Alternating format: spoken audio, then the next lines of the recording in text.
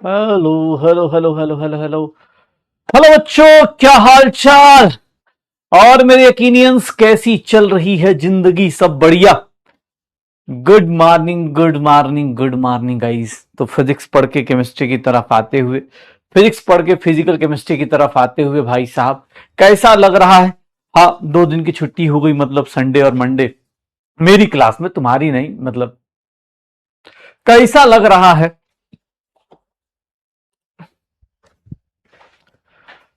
चलिए। हेलो भाई, चैट की स्पीड को क्या हो गया? चैट को क्या हो गया? आवाज, हाँ, जा रही है आवाज।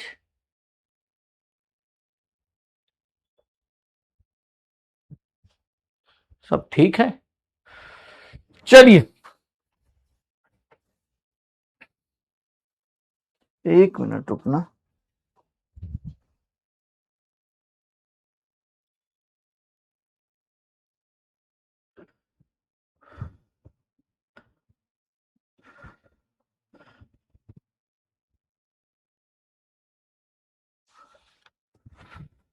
चलो, एक काम करते, चैट में कुछ प्रॉब्लम आ रही है गाइस, चैट शायद चल नहीं रहा मुझे जहां तक दिख रहा है। तो ठीक है, आवाज आवाज ऑडियो ऑडियो क्लियर है गाइस। तो चलिए भाई, लेक्चर नंबर 7 इंतजार कर रहा है आपका सॉल्यूशन का। लेक्चर नंबर 7 पे बात करेंगे। तो लेक्चर नंबर 7 भैया क्या कह रहा है? सर थाला फॉर रीजन में भैया इससे पहले जितनी भी हमने बातें करी थी वो शायद हमें याद करो। हमने क्या देख लिया है? हमने भैया सॉल्यूशन देख लिया है, सॉल्यूशंस भैया देख लिया है। सॉल्यूशंस की बात करें तो भैया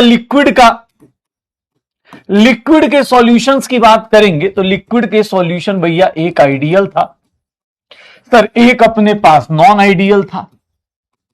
नॉन आइडियल की बात करेगा तो नॉन आइडियल में भी दो था, एक था पॉजिटिव डेविएशन वाला, एक था पॉजिटिव डेविएशन वाला, और एक था निगेटिव डेविएशन वाला। एक पॉजिटिव डेविएशन था, एक था निगेटिव डेविएशन का। एक पॉजिटिव डेविएशन, एक निगेटिव डेविएशन। भैया एक बात देखना, पॉजिटिव डेविएशन और निगेटिव डेविएशन,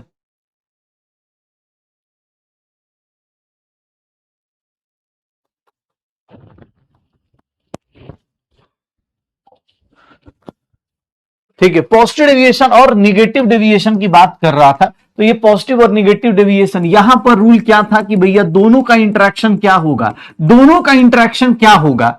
दोनों का इंटरेक्शन क्या हो रहा होगा कि सर दोनों का इंटरेक्शन इक्वल लेवल पे होगा। अगर इंटरमॉलिक्यूलर फोर्स की बात करोगे भैया, नोट्स देख लेना, इंटरमॉलिक्यूलर फोर्स ए और बी का, या फिर ए बी का, सर ये क्या होगा? सिमिलर टाइप का होगा, ये सेम सेम होगा। यहां पर भैया एंडोथर्मिक एक्सोथर्मिक कोई रिएक्शन नहीं होती, ना कोई वॉल्यूम लॉस होता है, सब कुछ क्या होता है सर यहां पर जीरो। यहां पर सर क्या होगा? पी ए नॉट काई ए। सर ये सारा का सारा solution p not b chi b. Sir यहां पर पी टोटल की बात करेंगे तो ये sir p a plus p b बनता है, p not a chi A plus P not b chi b बन जाता है। यही होता है भैया, पी टोटल यही बनेगा। श्योर हो? तो भैया नॉन आइडियल की बात करेंगे तो नॉन आइडियल में यहां पर देखोगे निगेटिव और पॉजिटिव डेविएशन में यहां पर इंटरमॉलिक्यूलर फोर्स ए या बी का, भैया ये क्या हो जाता है? ये ग्रेटर देन ए बी होता है, ये ग्रेटर देन ए बी होता है। यहां पर देखेगा तो ए और बी का सर लेस देन क्या हो जाएगा? लेस देन क्या हो जाएगा? ए बी हो जाएगा। तो पॉजिटिव और निगेटिव डेविएशन क्या कर रहा है?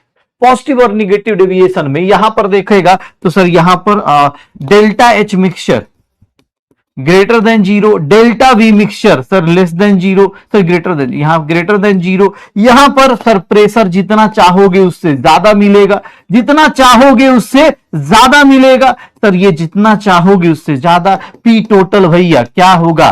P not a chi A plus P not b chi B, P not b chi B.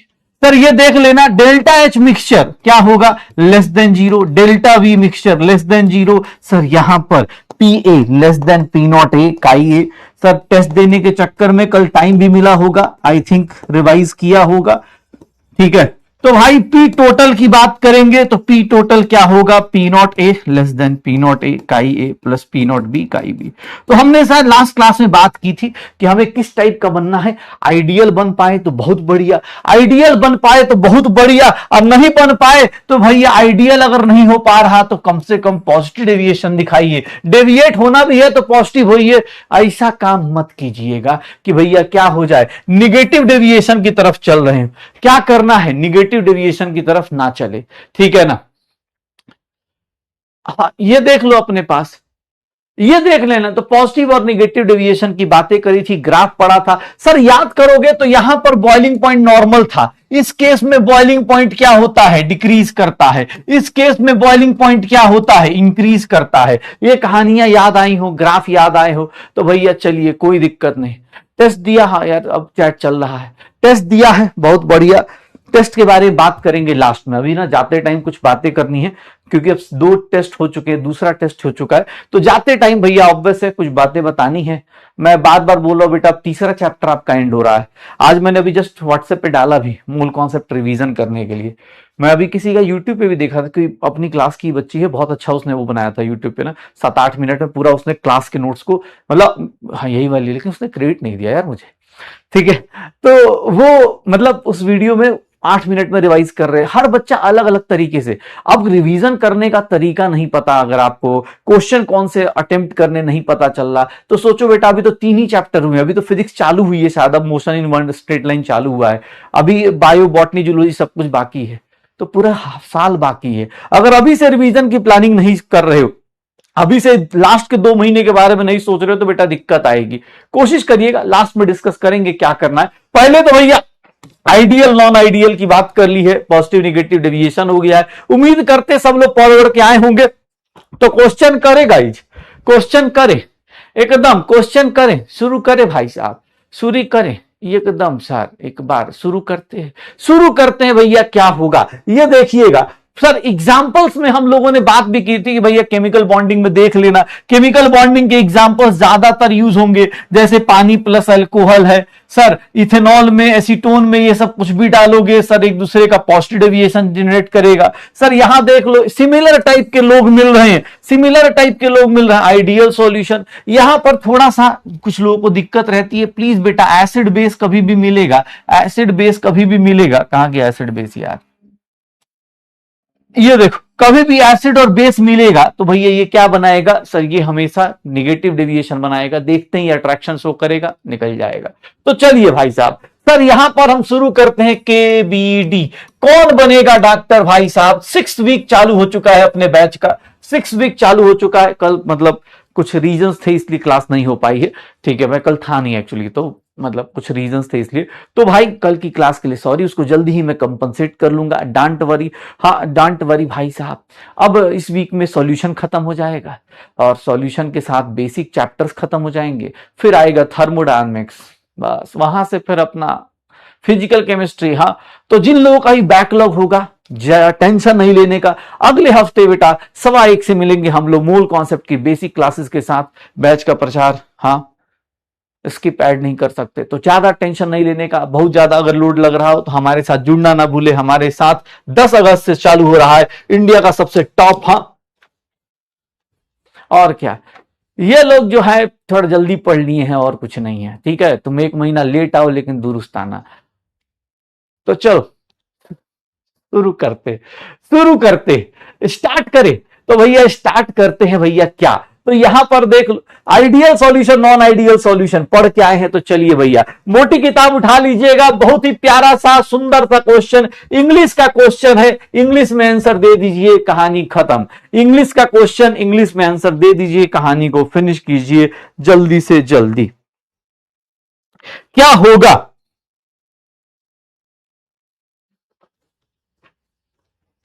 क्या होगा,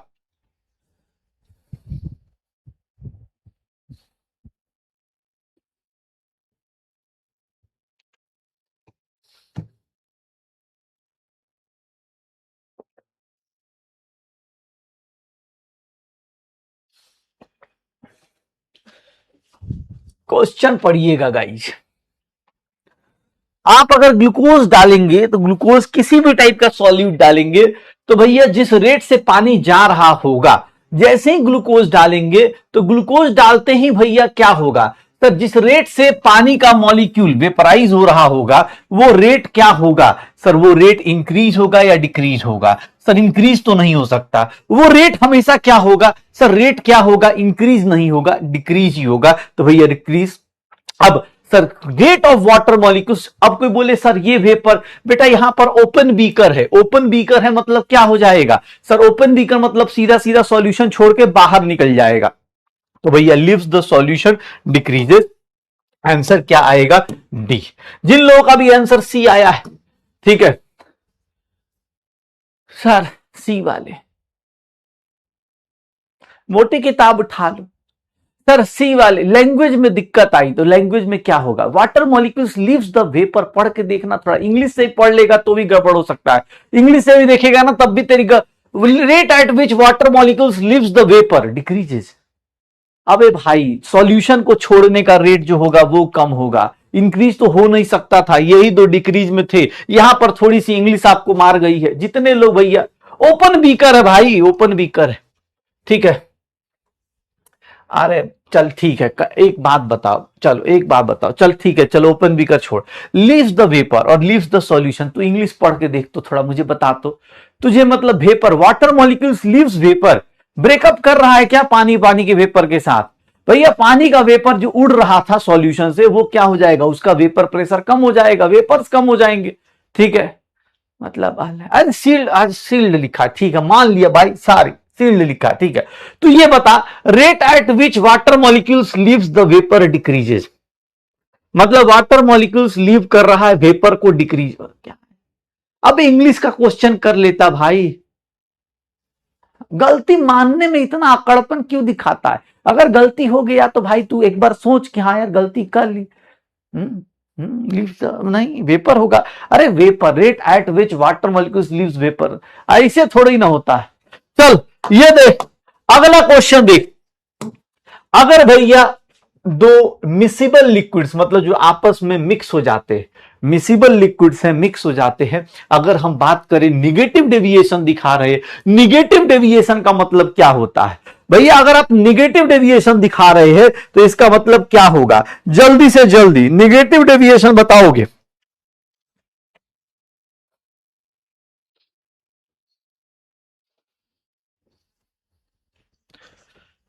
सर जल्दी से जल्दी क्या होगा,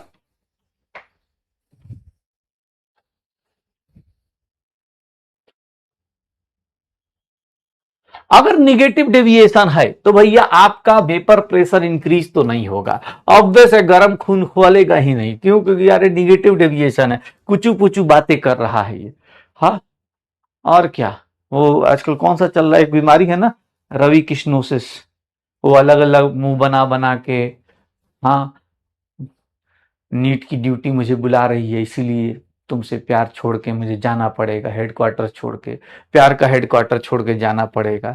भैया निगेटिव डेविएशन है तो निगेटिव डेविएशन में हाँ भैया क्या होगा, तो यहां सर वेपर प्रेशर डिक्रीज करता है, जब वेपर प्रेशर डिक्रीज करता है तो बॉइलिंग पॉइंट क्या हो जाता है, इंक्रीज कर जाता है, बॉइलिंग पॉइंट क्या हो जाती है, इंक्रीज कर जाती है, ठीक है, बॉइलिंग पॉइंट क्या हो जाती है, इंक्रीज कर जाती है। हाँ वो, अरे तुमको पता नहीं है, मैं तो एक, वो तुमने पता नहीं देखा है कि नहीं, वो एक एक पता नहीं, मुझे शायद, मुझे बाद में पता चला कोई कोई शो था वो, मुझे लगा सच में कोई भाई बड़ी बात होगी, बाद में पता चला वो किसी शो के लिए बोल रहे हैं कि देश की ड्यूटी पे मुझे जाना है, ऐसा लग रहा है बॉर्डर मूवी पे जा रहा है, और पीछे गाना भी लगा रखा है ऐसा ही, वो मतलब अलग ही लेवल पे, ठीक है। पैशन, हाँ वही वही पैशन वाले लोग, तो बहुत अलग अलग टाइप के, मतलब मैं तो भाई कहीं रवि किस्नोसिस बीमारी है भाई। चलो ये देख, अगर एसीटोन और क्लोरोफॉर्म का 10 ml 10 ml 50 ml इसका मिला दिया, भैया इसको देख लो, 10 ml of acetone, 10 ml of acetone, acetone भैया इसको बोलते हैं, आई थिंक इसको सबको पता होगा, एसीटोन, क्लोरोफॉर्म बेटा इसको बोलते हैं, एसीटोन और क्लोरोफॉर्म को मिला दोगे तो भैया total volume of the solution क्या होगा, सर टोटल सॉल्यूशन क्या होगा, 10 ml of acetone with 50 ml of chloroform अगर मिलाओगे तो ये भैया क्या करेंगे, ये ऑब्वियस है इनका बॉन्डिंग स्ट्रांग होगा। देखते ही दोनों भाई एकदम, भाई साहब दूर से देखा, एकदम दूर से देखते ही भैया एक दूसरे को अट्रैक्शन फीलिंग चालू, और अट्रैक्शन हुआ जहां भैया पास पास आए, जहां पास पास आए वॉल्यूम क्या हो जाएगा, डिक्रीज कर जाएगा, क्योंकि निगेटिव डेविएशन के एग्जांपल है ये। अब अगर ऐसे लोग भैया आस पास आएंगे तो ये क्या करेंगे, नंबर क्या करेंगे भैया, वॉल्यूम डिक्रीज कर देंगे, एकदम भैया डिक्रीज हो जाएगा, लेस देन 60 ml हो जाएगा, लेस देन 60 ml। सर यहां पर देखिएगा ऐसा क्वेश्चन, ऐसा क्वेश्चन बेटा, यहां पर इस क्वेश्चन को पढ़ो, क्या बोल रहा है, total vapour pressure of solution दिया हुआ है 200 torr, total vapour pressure of solution दिया हुआ है 200 टॉर।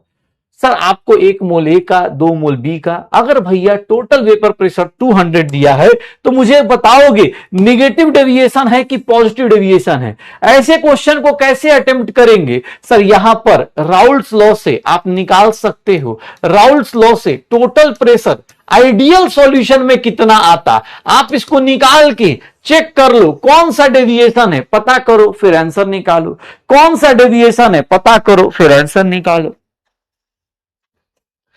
नोट्स लिखना ये कौन लिख रहा है जी, क्वेश्चन लिखने का भैया नहीं होता है, आपको लगेगा तो आप बाद में ऐड कर लीजिएगा, कुछ अच्छा क्वेश्चन आपको दिखे तो बेटा ये क्वेश्चंस आप दोबारा ऐड कर लीजिएगा।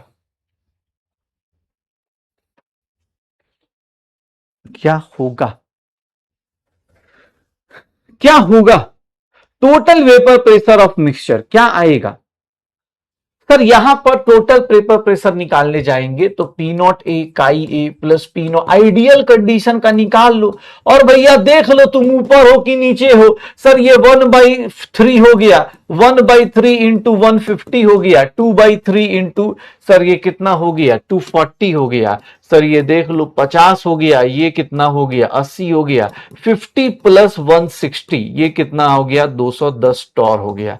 सर ये आइडियल कंडीशन में इतना आना चाहिए था, आपका कितना है, आइडियल से ज्यादा है कि नीचे है, सर आइडियल से आपका ज्यादा है कि कम है, आपका भैया कम है, मतलब क्या होगा निगेटिव डेविएशन हो जाएगा। Sir there will be negative deviation. तो जो लोग पॉजिटिव डेविएशन देख रहे हैं सर याद रखिएगा निगेटिव डेविएशन आएगा कैसे, सर यहां पर क्या राउल्ट्स लॉ के हिसाब से आइडियली 210 आना चाहिए था, आपका कितना दिया है 200, इसका मतलब आपका ग्राफ में आप नीचे हो, नीचे वाले को नेगेटिव डेविएशन कहते हैं। सर कौन सा पॉजिटिव डेविएशन का एग्जाम्पल है, इनमें से कौन है जो पॉजिटिव डेविएशन का एग्जाम्पल दिख रहा है आपको, पॉजिटिव डेविएशन का एग्जाम्पल कौन कौन सा है, which of the following is positive deviation. 3 कहां से आया बेटा, 3 अब कहां से आया, अब धीरे धीरे राज निकल रहा है बेटा।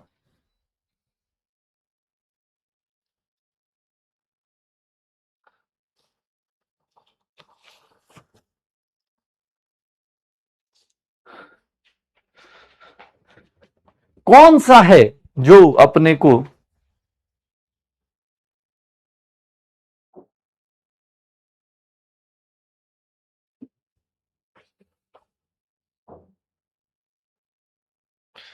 तो यहां पर देखोगे ये एसिड निगेटिव। अब ये एग्जाम्पल्स बेटा याद हो सकते हैं, या तो भैया आप बार बार प्रैक्टिस करेंगे तो ये वाले क्या है पॉजिटिव डेविएशन के एग्जाम्पल हैं। बेंजीन प्लस इथेनॉल को मिला दो पॉजिटिव डेविएशन, आंसर क्या आएगा डी आ जाएगा। Sir D is the correct answer, positive deviation के एग्जाम्पल निकाल लो भैया।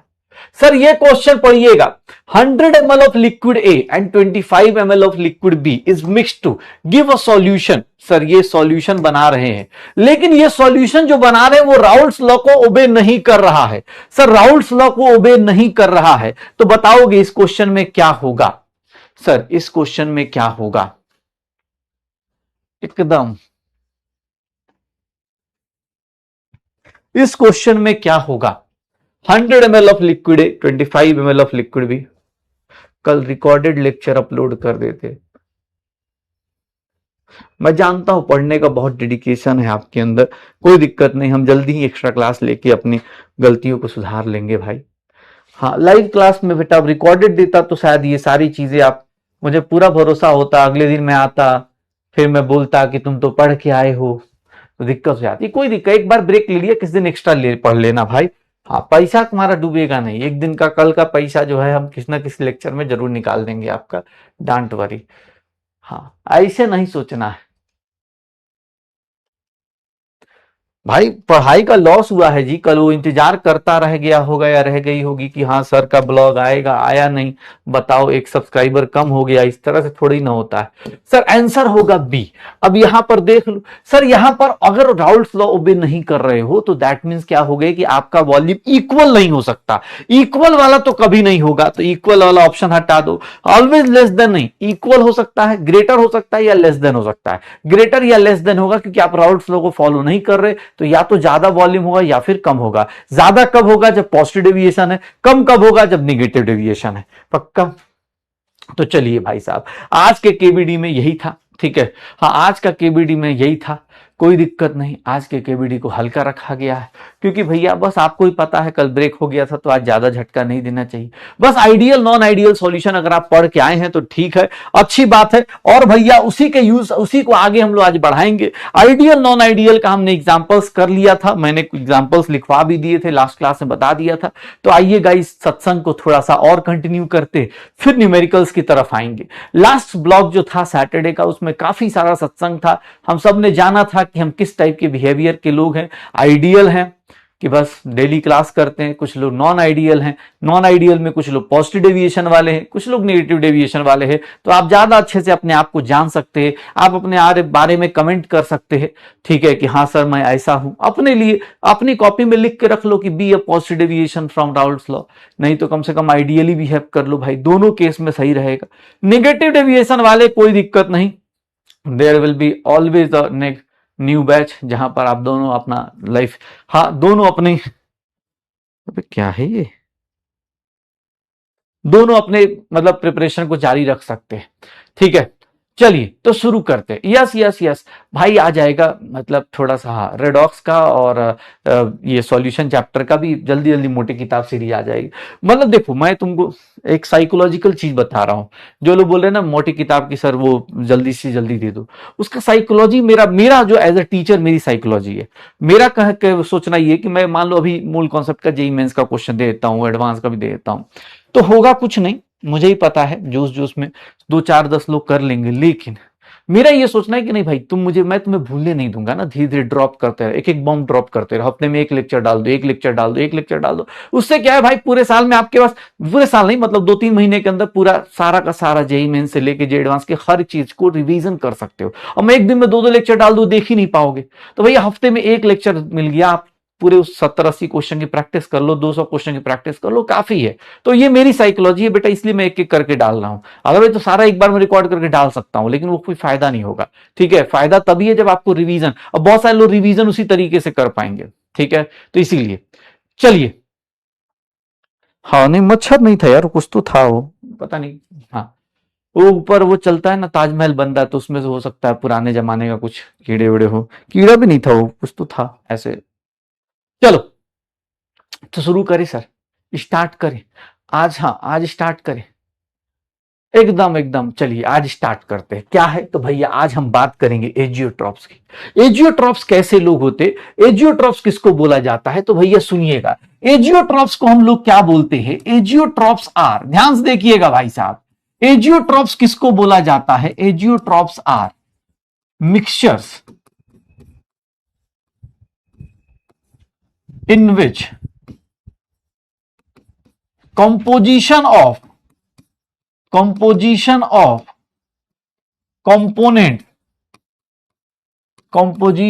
components in liquid and vapor phase are equal।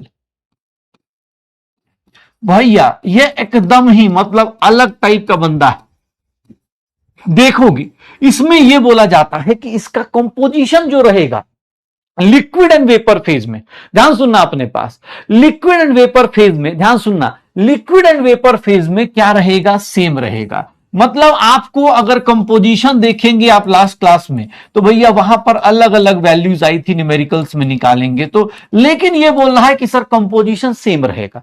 अगर लिक्विड और वेपर फेज में कंपोजिशन सेम है, मतलब जो तुम्हारा मोल फ्रैक्शन नीचे है वही मोल फ्रैक्शन ऊपर है, तो इसीलिए इसको हम लोग बोल देते हैं कि एजियोट्रॉप्स, कंपोनेंट्स ऑफ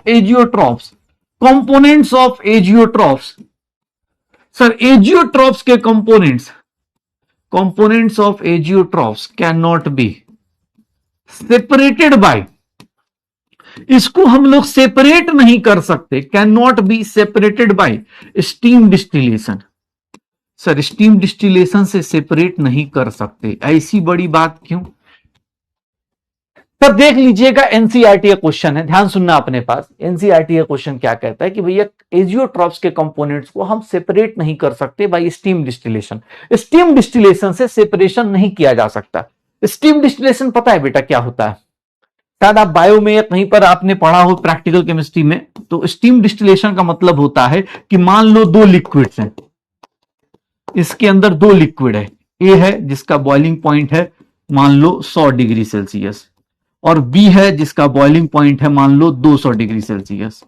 तो बेटा आपको स्टीम डिस्टिलेशन का मतलब क्या होता है कि आप हीटिंग करोगे तो भैया सबसे पहले किसका वेपर बनेगा? जिसका बॉइलिंग पॉइंट कम होगा, स्टीम डिस्टिलेशन। जिसका बॉइलिंग पॉइंट कम होगा तो ए का बॉइलिंग पॉइंट कम होगा तो ए जल्दी जल्दी वेपर्स बनाएगा, उसका स्टीम क्या करो, कलेक्ट करो और उसको जाके कूल करके ए को सेपरेट आउट कर लो। तो स्टीम डिस्टिलेशन का मतलब होता है कि बॉइलिंग पॉइंट क्या हो जाए भैया, अलग अलग बॉइलिंग पॉइंट का डिफरेंस जब अलग अलग होता है, लोअर बॉइलिंग पॉइंट वाला पहले वेपर बना लेता है, स्टीम बना के उसको साइड में कर लो। तो इसको हम लोग स्टीम डिस्टिलेशन से नहीं सेपरेट आउट कर सकते। रीजन क्या है? अगेन वही रीजन कि भैया इसमें क्या होगा, रीजन क्या होगा कि सर सेम कंपोजिशन रहेगा ऊपर, भाई साहब सेम कंपोजिशन रहने वाला है, same composition in liquid and vapour phase. मतलब ऊपर और नीचे लिक्विड फेज हो चाहे वेपर फेज हो, भैया जब आप अलग अलग होके ही नहीं पाओगे तो हम स्टीम डिस्टिलेशन से सेपरेट आउट ही नहीं कर सकते। ठीक है, तो ये ध्यान रखिएगा sir, steam distillation separate out नहीं कर सकते। याद रखिएगा एजियोट्रॉपिक मिक्सचर जो होता है ना, बड़ा अच्छा मिक्सचर होता है। क्यों? क्योंकि देखो ये भाई साहब ऐसे लोग होते हैं, एजियोट्रॉपिक मिक्सचर है तो मिक्सचर, लेकिन अगर आपने एक बार मिक्सिंग कर दी, आपने अगर एजियोट्रॉपिक मिक्सचर बना दिया तो भाई साहब इनका बॉइलिंग पॉइंट क्या हो जाता है? कांस्टेंट। सर सुनना अपने पास, फ्रैक्शनल डिस्टिलेशन बेटा तब करते हैं जब बॉइलिंग पॉइंट का डिफरेंस बहुत कम होता है। ठीक है, स्टीम डिस्टिलेशन होता है जिसमें बॉइलिंग पॉइंट का डिफरेंस ज्यादा होता है। फ्रैक्शनल डिस्टिलेशन मतलब ये सब अभी प्रैक्टिकल केमिस्ट्री जब ऑर्गेनिक पढ़ोगे तो वहां पे 3 टाइप की डिस्टिलेशन होती है, fractional distillation, steam distillation, distillation under reduced pressure. 3 type की होती है, तो आपको डिफरेंस पता चलेगा। स्टीम डिस्टिलेशन मतलब जहां पे गैप ज्यादा होता है। फ्रैक्शनल का मतलब होता है कि भैया आप क्या करोगे, जहां पर थोड़ा थोड़ा 5-6 डिग्री सेल्सियस का वहां पे फ्रैक्शनल करते हो। ठीक है, उसमें ग्लास बीड्स डाल देते हैं ताकि वो सेपरेट आउट होने में आराम आराम सेपरेट आउट हो जाए। तो मैं बात कर रहा था कहां था, एजियोट्रॉपिक मिक्सचर की बात कर रहा था कि एजियोट्रॉपिक मिक्सचर क्या होता है, दे बॉयल्स एट कांस्टेंट टेम्परेचर। इनका क्या होता है कि मिक्सचर होते हैं लेकिन इनका बॉइलिंग पॉइंट क्या होता है? सर बॉयल्स है, so also called constant boiling point mixture. Sir इनका ना कांस्टेंट बॉइलिंग पॉइंट मिक्सचर। तो एजियोट्रॉप्स की बात कर रहा था मैं, तो एजियोट्रॉप्स देख लो, अपने को क्या बोलते हैं, इनका बॉइलिंग पॉइंट क्या होता है? कांस्टेंट रहता है। बॉइलिंग पॉइंट क्या रहता है? कांस्टेंट रहता है। और बॉइलिंग पॉइंट कांस्टेंट रहता है तो इसलिए हम इसको क्या बोल देते हैं? कांस्टेंट बॉइलिंग पॉइंट मिक्सचर बोल देते हैं, कांस्टेंट बॉइलिंग पॉइंट मिक्सचर बोल देते हैं। तो ध्यान रखिएगा, एजियोट्रॉप्स की बात कर रहा हूं मैं, और एजियोट्रॉप्स कैसा होता है ये देख लो। डन, थोड़ा सा थ्योरी बस बेटा, अब लास्ट ही है, इसके बाद फिर न्यूमेरिकल्स की तरफ ये चैप्टर चला जाएगा। Azeotropes are mixtures in which composition liquid and vapour phase का सेम, कंपोनेंट सेपरेट नहीं हो सकते, ये boiling constant boiling point mixture कहलाते हैं। अब यहां पर देखोगे तो ऑब्वियस है, जैसे आइडियल सॉल्यूशन सब लोग नहीं होते, वैसे एजियोट्रॉप्स भी 2 टाइप का होता है। एजियोट्रॉप्स को भी देखोगे, ध्यान सुनना अपने पास, एजियोट्रॉप्स को भी देखोगे तो एजियोट्रॉप्स ना बेटा 2 टाइप के होते हैं। एजियोट्रॉप्स को हम लोग बोलेंगे तो एजियोट्रॉप्स हमारे पास 2 टाइप के होते हैं। प्लीज देखिएगा, अगर हो सके तो कॉपी में एग्जांपल भी लिखना है नीचे, तो आप थोड़ा बड़ा बना सकते हैं। एजियोट्रॉप्स भी 2 टाइप के होते हैं, एक होता है minimum boiling point azeotropes, minimum boiling point azeotropes, ठीक है, और एक होता है maximum boiling point azeotropes. Minimum और मैक्सिमम बॉइलिंग पॉइंट एजियोट्रॉप्स की, मिनिमम एजियोट्रॉप्स और maximum boiling point azeotropes. Sir minimum और मैक्सिमम, मिनिमम और मैक्सिमम बॉइलिंग पॉइंट एजियोट्रॉप्स कि sir minimum boiling point azeotropes maximum. Sir minimum का मतलब क्या होगा? सर सीधी सी बात है, मिनिमम बॉइलिंग पॉइंट एजियोट्रॉप्स का मतलब क्या है कि सर ये कुछ नहीं, solutions which show positive deviation. जितने लोग पॉजिटिव डेविएशन दिखा रहे हैं, शायद आपको ही पता चल रहा है कि जो पॉजिटिव डेविएशन वाले होते हैं उनका बॉइलिंग पॉइंट क्या हो जाएगा? कम हो जाता है। उनका बॉइलिंग पॉइंट क्या हो जाता है? कम हो जाता है। ध्यान सुनना, पॉजिटिव डेविएशन याद है बेटा, पॉजिटिव डेविएशन का याद है। पॉजिटिव डेविएशन वाले भाई साहब देखोगे तो उसका ना vapour pressure, pressure versus mole fraction का, प्रेशर वर्सेस मोल फ्रैक्शन का ग्राफ बनाया था हमने। प्रेशर वर्सेस मोल फ्रैक्शन का ग्राफ बनाया था हम लोगों ने। हमने बोला था कि देखो भाई ऐसा होगा, आइडियली ये होना चाहिए था। सर देखिएगा एक बार ध्यान से, आइडियली ये होना चाहिए था, आइडियली देखेंगे तो ये होना चाहिए था, आइडियली ये होना चाहिए था। लेकिन सर होता क्या है? तो यहां पर कहानी चलती कैसे है, यहां पर कहानी चलती कैसे है पॉजिटिव डेविएशन वालों की? सर ये देखोगे, ये देखोगे, ये देखोगे तो यहां पर देखोगे पी टोटल बेटा यहां पर होता है। तो यहां पर हम लोग हमेशा पॉजिटिव डेविएशन वाले को बोलते हैं कि भाई साहब देख लीजिएगा, पॉजिटिव डेविएशन का अगर ग्राफ देखेंगे तो पॉजिटिव डेविएशन बेटा ऐसा बनेगा। सर अब पॉजिटिव डेविएशन में एजियोट्रॉप्स में एक बॉइलिंग पॉइंट की बात हो रही है, तो यहां पर एक ग्राफ बनता है, ये देख लो, ये काई ए 0, काई बी 1, यहां पर काई ए 1, यहां पर काई बी 0। सर ये सब चीजें हमने पिछली क्लास में कर लिया है, तो फिर से रिपीट करने का कोई फायदा नहीं है, बस मैंने अपने लिए कर दिया है, ये हो जाएगा। अब ध्यान सुनना, यहां पर एजियोट्रॉप्स में एक ग्राफ और बनता है जो कि भाई साहब बहुत ज्यादा पूछा जाता है। सर अगेन ये मोल फ्रैक्शन का ग्राफ है, और याद रखिएगा इधर क्या है? टेम्परेचर का ग्राफ है। मोल फ्रैक्शन का ग्राफ है, इधर क्या है? टेम्परेचर का ग्राफ है। याद से सुनना भाई, थोड़ा इसका ग्राफ जो है, इसका इक्वेशन लिखना अपने लिए काम का नहीं है, क्योंकि बॉइलिंग पॉइंट जो होता है लॉग इन सब में फ्लक्चुएट करता है। तो मैं तुम्हें ग्राफ बना के दिखाता हूं, मिनिमम बॉइलिंग पॉइंट एजियोट्रॉप्स का ग्राफ कैसे बनता है। अगर मान लो यहां पर ये ए है, मान लो ये ए है, ये ए का और इधर बी का मान लो ऐसे बना देता हूं, ये देखिएगा,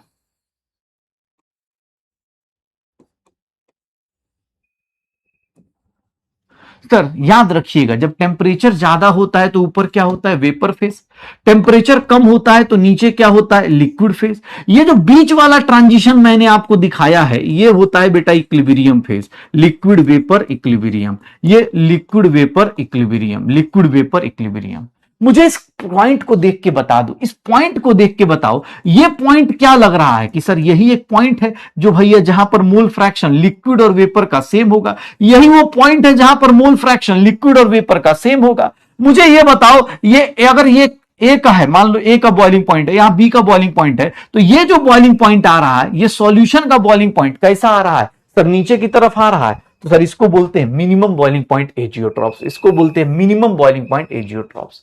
ये देख लेना, ये क्या बनेगा? Minimum boiling point azeotropes. ये कंपोजिशन क्या कहलाएगी? सर ये कंपोजिशन कहलाएगी एजियोट्रॉपिक कंपोजिशन, ये कंपोजिशन कहलाएगी एजियोट्रॉपिक कंपोजिशन। ये टेम्परेचर वर्सेज मोल फ्रैक्शन का ग्राफ है। अभी तक आप प्रेशर वर्सेज मोल फ्रैक्शन का ग्राफ पढ़ रहे थे कल, मतलब लास्ट क्लास तक। अभी क्या पढ़ रहे हैं? टेम्परेचर वर्सेज मोल फ्रैक्शन का। उसमें क्या देखने को मिल रहा है कि भैया लिक्विड और वेपर देखोगे तो टेम्परेचर ज्यादा, वेपर एग्जिस्ट करता है, नीचे लिक्विड, ये लिक्विड वेपर, यहां पर वेपर प्रेशर डिफाइन होता है। एक ऐसा पॉइंट आएगा जहां पर ये क्रॉस सेक्शन होगा, उसी पॉइंट को हम क्या बोलेंगे? सर ये देख ले। अच्छा यहां पर देख, दोनों से ही बॉइलिंग पॉइंट क्या है? सर यहां पर अगर तुम्हें मैं बोलूं तो ये क्या है? काई ए अगर 0 है, यहां काई ए 1 है, तो सर ये क्या होगा? ये देखना, बॉइलिंग पॉइंट ए का, बॉइलिंग पॉइंट ए का, ये क्या होगा? बॉइलिंग पॉइंट बी का।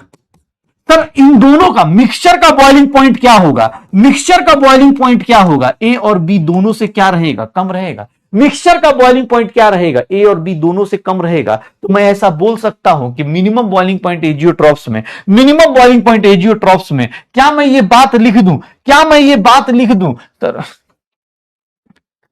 एजियोट्रॉपिक मिक्सचर, क्या ये बात लिख दी जाए अबे यार, मिनिमम बॉइलिंग पॉइंट में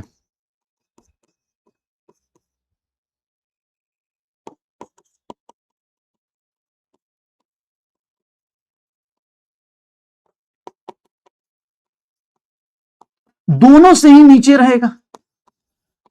मिनिमम बॉइलिंग पॉइंट में देख लो, बॉइलिंग पॉइंट क्या है, ये बॉइलिंग पॉइंट ऑफ सॉल्यूशन है, ये बॉइलिंग पॉइंट ऑफ मिक्सचर है, इसको मैं लिख भी देता हूं, boiling point of mixture. Done, sure है। तो भैया टेम्परेचर के साथ ऐसे ही हम देख लो, ग्राफ नीचे की तरफ है तो ये मिनिमम, याद रखना वेपर प्रेशर ज्यादा होता है बॉइलिंग पॉइंट कम होता है, वेपर प्रेशर ज्यादा होता है बॉइलिंग पॉइंट कम हो जाता है। अब जैसे मिनिमम में पढ़ा, एग्जैक्टली मैक्सिमम में वही सेम चीज लगा दो। सर मैक्सिमम में क्या होगा, अब ये ग्राफ तुम खुद से बना लो। सर यहां पर क्या होगा, सर निगेटिव डेविएशन वाले होंगे, और निगेटिव डेविएशन वाले सर आपको ही पता ही है भैया, देख लीजिएगा अभी नीचे और भी एग्जांपल्स भी लिखने होंगे, तो प्लीज अपने कॉपी में सही से नोट्स बनाना। सर यहां पर देखोगे, सर अगर आपने ये ग्राफ बना लिया, ये ग्राफ बना लिया, तो उधर वाला भी आप खुद से भी ड्रॉ कर सकते हैं, अगर आप चाहें तो खुद से ड्रॉ करा जा सकता है। अगर आप देखें तो यहां पर भैया इस साइड प्रेशर है, सर यहां पर फिर से वही सेम चीजें, आइडियली ये चाहिए था, आइडियली ये चाहिए था, आइडियली हमें ये चाहिए था। देख लो सर यहां पर आइडियल कंडीशन दी गई है, निगेटिव डेविएशन का मतलब क्या हो गया कि सर हम नीचे से जा रहे हैं, हमारा वेपर प्रेशर जो होगा मोल फ्रैक्शन के हिसाब से, देख लो ये प्रेशर वर्सेस मोल फ्रैक्शन का ग्राफ ऐसा होगा। लेकिन अगर टेम्परेचर वर्सेस मोल फ्रैक्शन का ग्राफ बनाएंगे, टेम्परेचर वर्सेस मोल फ्रैक्शन का ग्राफ बनाएंगे, तो भैया टेम्परेचर वर्सेस मोल फ्रैक्शन का ग्राफ कैसा होगा, तो सर यहां पर ऐसे बना देता हूं।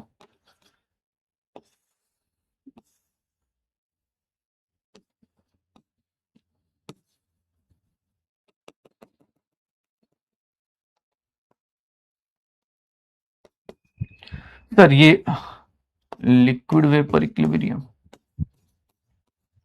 यहां वेपर होगा और यहां लिक्विड होगा। अब ये ग्राफ बेटा ऑब्वियस है, ये ग्राफ जो होता है ये वाला, अब बोले उसे कैसे बना, बेटा ये ना जरूरी नहीं है, हो सकता है ये वाला पोर्शन छोटा हो, ये वाला पोर्शन बड़ा हो, वो डिपेंड करता है कौन ज्यादा वोलेटाइल कंपोनेंट है। तो उतना ज्यादा हमें डिटेल में नहीं जाना, हमें बस ये जानना है कि भैया ये पॉइंट और वो पॉइंट क्या डिपेंड करता है, ये पॉइंट और वो पॉइंट क्या रिप्रेजेंट करता है, ये पॉइंट किसको रिप्रेजेंट कर रहा है, बॉइलिंग पॉइंट ऑफ मिक्सचर को। और जहां तक मैं देख रहा हूं कि sir boiling point azeotropic mixture किस पे बॉयल कर रहा है, एजियोट्रॉपिक मिक्सचर किस पे बॉयल कर रहा है, sir azeotropic mixture will boil at temperature higher than either component और बोथ कंपोनेंट। सर दोनों कंपोनेंट से ज्यादा होगा उसका बॉइलिंग पॉइंट। तो याद रखिएगा मिनिमम और मैक्सिमम बॉइलिंग पॉइंट, ठीक है, मिनिमम और मैक्सिमम बॉइलिंग पॉइंट ऐसा बनता है। क्योंकि कभी भी वेपर्स को, जब लिक्विड होता है, लिक्विड से वेपर जब जाएगा, अच्छा भाई इसका ये देखो, ए का बॉइलिंग पॉइंट कम क्यों बनाया, सर ए का वेपर प्रेशर, ये देख लो सर ए का वेपर प्रेशर ज्यादा था ना, इसीलिए उसका बॉइलिंग पॉइंट कम बनाया। भाई ये लॉजिक लगाते हैं और कुछ नहीं, ए का देख लो वेपर प्रेशर ज्यादा था, ए का बी से ज्यादा है तो उसका बॉइलिंग पॉइंट क्या होगा, कम होगा, बी का कम है इसलिए उसका बॉइलिंग पॉइंट ज्यादा है। सर सॉल्यूशन का उन दोनों से ही कम है, क्योंकि सॉल्यूशन का उससे भी ज्यादा वेपर प्रेशर है। तो भाई अब यार तुम हर एक चीज का देखो, ऐसे सोच सकते हो। अगर तुम इसको समझ गए तो वो तो बेटा इसका बोनस पॉइंट है ना, वो तो इसको रिवीजन करा रहा है, बस इसमें ग्राफ नीचे की तरफ, उसमें ग्राफ ऊपर की तरफ है। क्यों, क्योंकि उसमें बॉइलिंग पॉइंट ज्यादा बनाना है, और क्या है उसमें, और कोई डिफरेंस नहीं है। अगर आप ध्यान से देखेंगे तो बेटा इस ग्राफ को आपने बना लिया, इस ग्राफ को आप पिछले क्लास से बना रहे हैं, आप ए का प्रेशर ज्यादा है तो उसका बॉइलिंग पॉइंट कम होगा, बी का प्रेशर कम है तो उसका बॉइलिंग पॉइंट ज्यादा होगा। Sir temperature versus mole fraction का ग्राफ बना रहे, यहां पर टेम्परेचर के साथ ऑब्वियस है सर, बीच में हम क्या बोलते हैं, लिक्विड वेपर इक्विलिब्रियम, यहीं पर जाके हम बॉइलिंग पॉइंट डिफाइन कर रहे होते हैं। ठीक है, हो जाएगा। अगर आप ये समझ गए तो बेटा ये तो उसका रिवीजन है ना, बस इसमें ग्राफ को उल्टा कर दो, क्या बोलते हैं आप लोग, मिरर इमेज टाइप बना दो, उल्टा कर दो, ये लो भाई बना दिया। श्योर है। बस याद रखना, minimum boiling point azeotropes, maximum boiling point azeotropes किसको बोलते हैं सर? एजियोट्रॉपिक मिक्सचर वो है जिनका बॉइलिंग पॉइंट कांस्टेंट होता है। मिक्सचर का बॉइलिंग पॉइंट कांस्टेंट है, लेकिन मिक्सचर कहां एग्जिस्ट करता है? वो वहां पर जहां पर इन दोनों का मोल फ्रैक्शन क्या हो जाए? इक्वल। मिक्सचर कहां एग्जिस्ट करता है? जहां इन दोनों का मोल फ्रैक्शन क्या हो जाए? इक्वल। तो minimum boiling point, maximum boiling point. Sir negative deviation positive deviation के एग्जांपल्स आपको पता है तो वही होगा सर, हो जाएगा। अब एक बात ध्यान रखिएगा, मैक्सिमम और मिनिमम बॉइलिंग पॉइंट एजियोट्रॉप्स, ये कुछ नया कॉन्सेप्ट नहीं, बस उसी आइडियल कंडीशन को निगेटिव और पॉजिटिव डेविएशन का ही एक एक्स्ट्रा पॉइंट ऐड कर दिया गया है। एजियोट्रॉपिक मिक्सचर में एक चीज और जो हम लोग बात करते हैं, इसका नाम मिनिमम और मैक्सिमम बॉइलिंग पॉइंट का प्लीज अपने पास जो एग्जाम्पल्स है, जो एनसीईआरटी में एग्जाम्पल्स हैं, वो तो याद रखना ही रखना है। बाकी एग्जाम्पल्स भी आप याद रख सकते हैं, बट ध्यान सुनिएगा, एनसीईआरटी में जो एग्जाम्पल दिया है, ये एनसीईआरटी में जो एग्जाम्पल दिया है बेटा, प्लीज अपने अपने नोटबुक में ये वाला एग्जाम्पल तो जरूर लिख लेना। पानी प्लस इथेनॉल, मतलब पेट्रोल प्लस इथेनॉल नहीं बोल रहा हूं भाई, पानी प्लस इथेनॉल। एनसीईआरटी में बेटा ये वाला एग्जाम्पल आपको मिल जाएगा कि सर इसका मिक्सचर बनाया, 96% इथेनॉल डाला, देखो बॉइलिंग पॉइंट पानी से भी कम है, पानी से भी कम है बॉइलिंग पॉइंट। क्यों भैया? सर दो लोग मिल रहे हैं तो बॉइलिंग पॉइंट बढ़ना चाहिए, क्यों कम है? क्योंकि सर ये क्या है? पॉजिटिव डेविएशन का एग्जांपल है। पानी प्लस इथेनॉल, पानी प्लस इथेनॉल, ध्यान सुनना अपने पास, पानी प्लस इथेनॉल, जो जो पॉजिटिव डेविएशन के एग्जांपल हैं सब में देखोगे भैया आपको उसका बॉइलिंग पॉइंट कम दिखेगा, जो भी आपके एसिड्स या बेसिस होंगे। ये एग्जांपल आपको बाय हार्ट याद होना चाहिए कि वाटर प्लस इथेनॉल में 96% इथेनॉल डालते हैं तो भैया 78.15 डिग्री सेल्सियस बॉइलिंग पॉइंट हो जाता है। एनसीईआरटी में भैया देखोगे तो नाइट्रिक एसिड प्लस वाटर दिया हुआ है, ये भी एग्जांपल एनसीईआरटी का है तो ये इंपॉर्टेंट है। इसमें कंपोजिशन देखोगे 68%, बॉइलिंग पॉइंट देख लो यहां इंक्रीज हो रहा है, तो देख लेना ये इंक्रीज हो रहा है। यहां पर कौन सा डेविएशन है? निगेटिव डेविएशन है, बॉइलिंग पॉइंट क्या हो गया? इंक्रीज हो गया। बाकी आप और भी एग्जांपल्स याद कर सकते हैं, लेकिन हाँ ये एग्जांपल एनसीईआरटी में है तो ये डेटा के साथ पूछा जा सकता है, एग्जैक्टली डेटा पूछ देगा।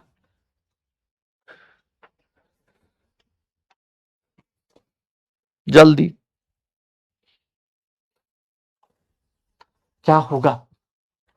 एनसीईआरटी में बेटा सॉल्यूशन चैप्टर जब पढ़ेंगे तो वहां पर आपको एजियोट्रॉपिक मिक्सचर जहां मिलेगा उस केस में मिल जाएगा। डन।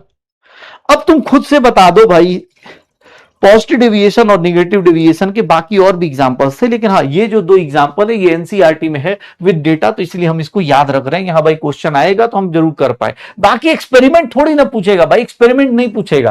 क्वेश्चन पूछने वाला ये वाला डेटा पूछ सकता है क्योंकि एनसीईआरटी में दिया है, ये सब डेटा नहीं पूछेगा जो एनसीईआरटी में नहीं है। ठीक है, हो जाएगा। प्रीवियस स्लाइड में क्या करना है भाई,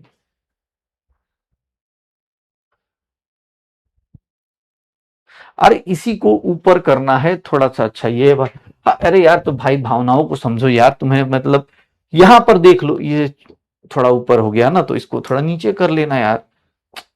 यार ये बोल रहा है कि सर ए और बी में गड़बड़ हो गया, मैं मान गया मिस्टेक भाई, मैंने बस उल्टा करना है। उल्टा मतलब ए और बी, देखो ये देखो ऐसा है, ये बी का बॉइलिंग पॉइंट ऊपर रहेगा, ए का कम रहेगा। क्यों? क्योंकि इसका रीजन अभी जस्ट आपको बताया सर, इसका जस्ट रीजन आपको बताया। क्या बना रहा, ऐसे बना दो, हो गया यार, क्या फर्क पड़ रहा है। तुम्हें एग्जाम में ये ग्राफ ड्रॉ करने को नहीं आएगा, ये टेंशन मत लेना, ये जान जानना कि ग्राफ ड्रॉ करने को नहीं आएगा। सर ये बॉइलिंग पॉइंट ऑफ बी होगा और ये बॉइलिंग पॉइंट ऑफ बी होगा, यहां बॉइलिंग पॉइंट ऑफ ए होगा, तो वो एग्जाम में ड्रॉ करने को नहीं आएगा कि आपको ये ग्राफ बनाने को आ रहा है। ग्राफ दे देगा, पूछेगा भाई बताओ ये पॉइंट किसको रिप्रेजेंट कर रहा है, ये पॉइंट किसको रिप्रेजेंट कर रहा है, ये पॉइंट किसको रिप्रेजेंट कर रहा है। ये रिप्रेजेंटेशन आ सकता है, ड्रॉ करने को नहीं देगा कि आप ये ग्राफ ड्रॉ कीजिए। भैया ये इक्वेशन आपकी लाइफ में है नहीं कि आपको ये ग्राफ ड्रॉ करने को बोला जाएगा। सर जल्दी हो जाएगा।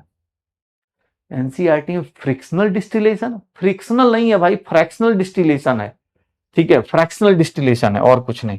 तो भैया ये देख लीजिएगा, यहां पर हो जाएगा।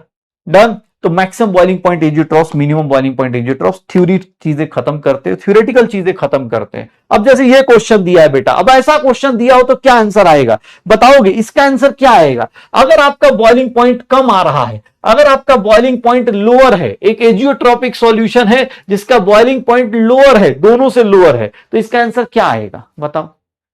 अगर आपका बॉइलिंग पॉइंट दोनों कंपोनेंट से कम आ रहा है, दैट मीन्स क्या होने वाला है सर? दोनों से कम आ रहा है, इसका मतलब क्या होगा सर? आप कौन सा डेविएशन शो कर रहे होंगे? कौन सा डेविएशन शो कर रहे होंगे?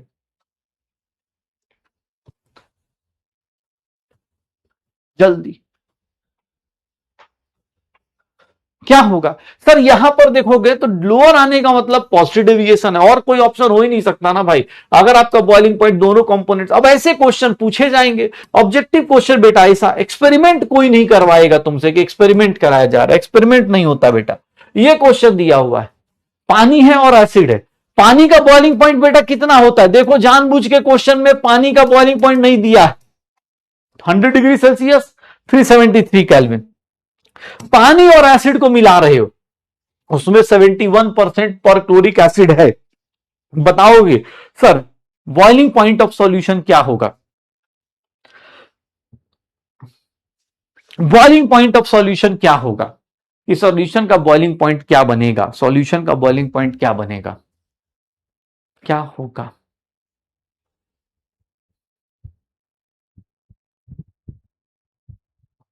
जल्दी सर, जल्दी क्या बनेगा इसमें? Water plus acid negative deviation दिखाते हैं, और निगेटिव डेविएशन वालों का बॉइलिंग पॉइंट दोनों कंपोनेंट से ज्यादा होगा। तो सर इससे तो ज्यादा होगा, इससे भी ज्यादा होगा, तो 383 केल्विन से भी ज्यादा हो जाएगा, 383 केल्विन से भी ज्यादा हो जाएगा। भाई साहब जिन लोगों का बीच में आ रहा है या जिनका ये आ रहा है, भैया ये सब ऑप्शन नहीं, सबसे हाईएस्ट बोथ कंपोनेंट से हाईएस्ट होगा। 373, 383, 383 से भी ऊपर चला जाएगा, दोनों कंपोनेंट से क्या हो जाएगा? ज्यादा हो जाएगा। सर एजियोट्रॉपिक मिक्सचर के बारे में बात करें तो भैया ये बताओगे, एजियोट्रॉपिक मिक्सचर अगर वाटर प्लस एसिड है और स्टीम डिस्टिलेशन करते हो तो भैया किसको सेपरेट आउट कर सकते हो? वाटर को या HCl को? किसको सेपरेट आउट कर सकते हो? पानी या HCl? किसको सेपरेट आउट कर सकते हो? पानी प्लस HCl किसको सेपरेट आउट कर सकते हो?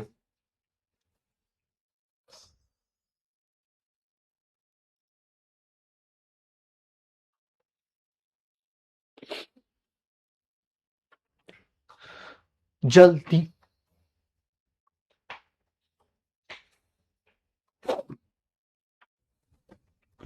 बस भाई, जल्दी जल्दी खत्म करो।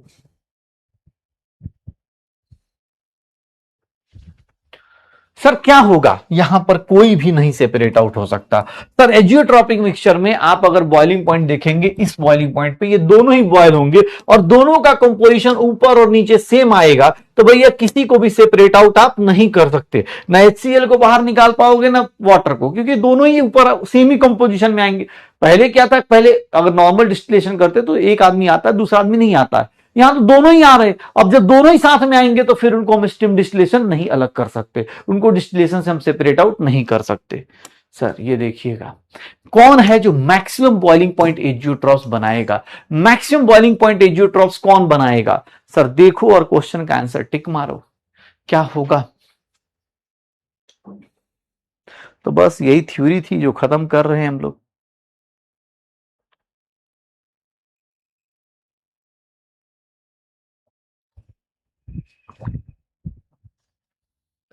क्या होगा सर? यहां पर देख लो, the mixture that forms maximum boiling azeotropes, कौन बनाएगा एजियोट्रॉफ्स? तो sir maximum boiling point azeotropes कौन बनाएगा? तो उसको हम लोग क्या बोलते हैं सर? कौन बना रहा होगा? बता भाई। सर सबसे ज्यादा निगेटिव डेविएशन वाला बनाएगा। निगेटिव डेविएशन का एग्जांपल ले लो भैया, निगेटिव डेविएशन का example water plus nitric acid देख लो, पानी प्लस नाइट्रिक एसिड। तो यही छोटी छोटी बातें थी। अब थ्योरेटिकल पोर्शन खत्म हो रहे हैं, थ्योरी में लास्ट थ्योरी अब अपने पास, इसके बाद सॉल्यूशन की थ्योरी अब आएगी नहीं, अब सिर्फ न्यूमेरिकल्स की तरफ जाएंगे। ये एक लाइन एनसीईआरटी में यूज होती है कि Raoult's law is a special case of Henry's law. जैसे होता है ना कि भाई साहब हेनरी लॉ क्या था भाई? हेनरी लॉ क्या था याद करो सर। ए गैस अगर बी लिक्विड में है, ए गैस अगर बी लिक्विड में है, तो हम लोग यहां पर लगाते थे कि pressure of A is directly proportional to mole fraction of A. Pressure of A is equals to K H into mole fraction of A. Sir यही था ना हेनरीज लॉ? अरे लिख लेना धीरे धीरे सर। जो लोग नए आए हैं, कुछ लोग क्वेश्चन लिखना चाहते हैं, बेटा डोंट वरी, थोड़ा सा मेरा बैकलॉग है, 4th और 5th वीक का मैंने कंबाइंड क्वेश्चन नहीं दिया है आज। हाँ, पिछली बार भी सैटरडे को यार मिस कर गया, वो थोड़ा सडनली कहीं जाने का प्लान बन गया और वो उस चक्कर में सब कुछ थोड़ा ऊपर नीचे हो गया।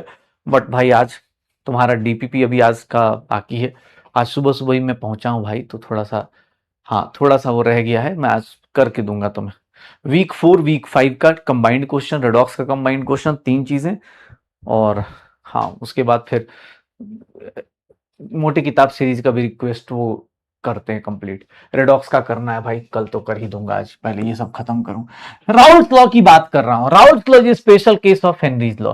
सर राउल्ट लॉ क्या होता था कि ए लिक्विड है और ये किसमें डिसॉल्व हो रहा हो? बी लिक्विड में, तो यहां राउल्ट लॉ लगता था। ध्यान से देखिएगा, ए लिक्विड, यहां पर देखेंगे तो pressure of A is directly proportional to mole fraction of ए।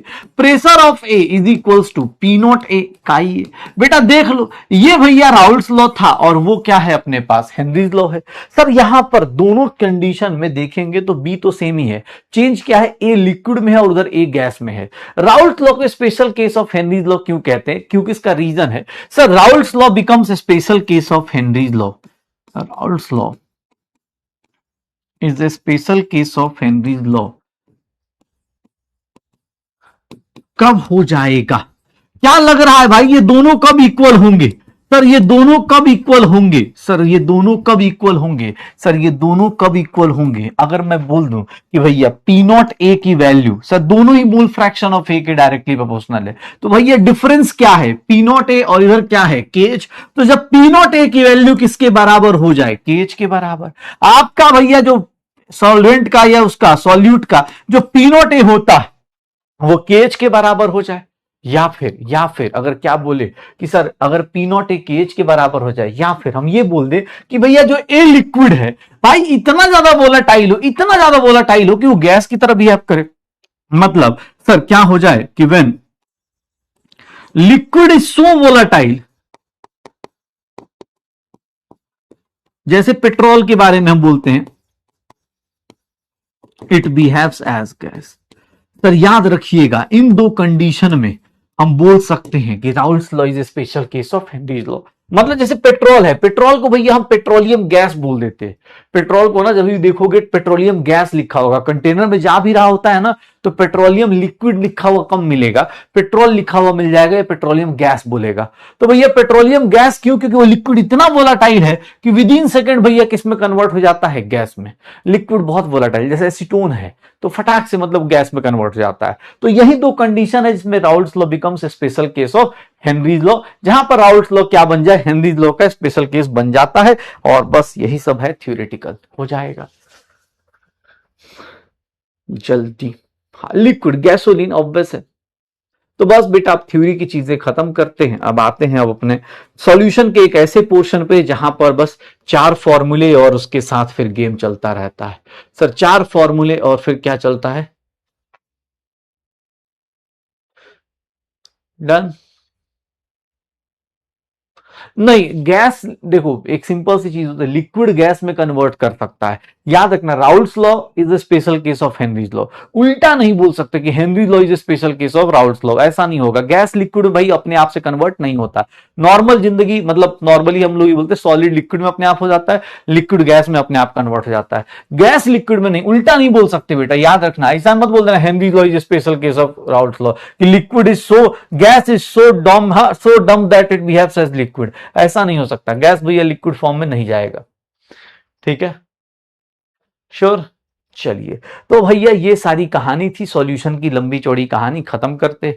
अब आते हैं भैया सॉल्यूशन के काम की चीज पे। मतलब जब सॉल्यूशन बनाते हैं ना बेटा, तो जैसे हमने पढ़ा कि किसी भी टाइप का सॉल्यूशन हो, अगर भैया आपने क्या करा, सॉल्यूट डालोगे, चाहे वोलेटाइल डालो चाहे नॉन वोलेटाइल डालो। भैया घर पे सबसे बेस्ट चाय बनाई हो कभी? चाय बनाना चाहिए भाई साहब, बहुत इंपॉर्टेंट होता है।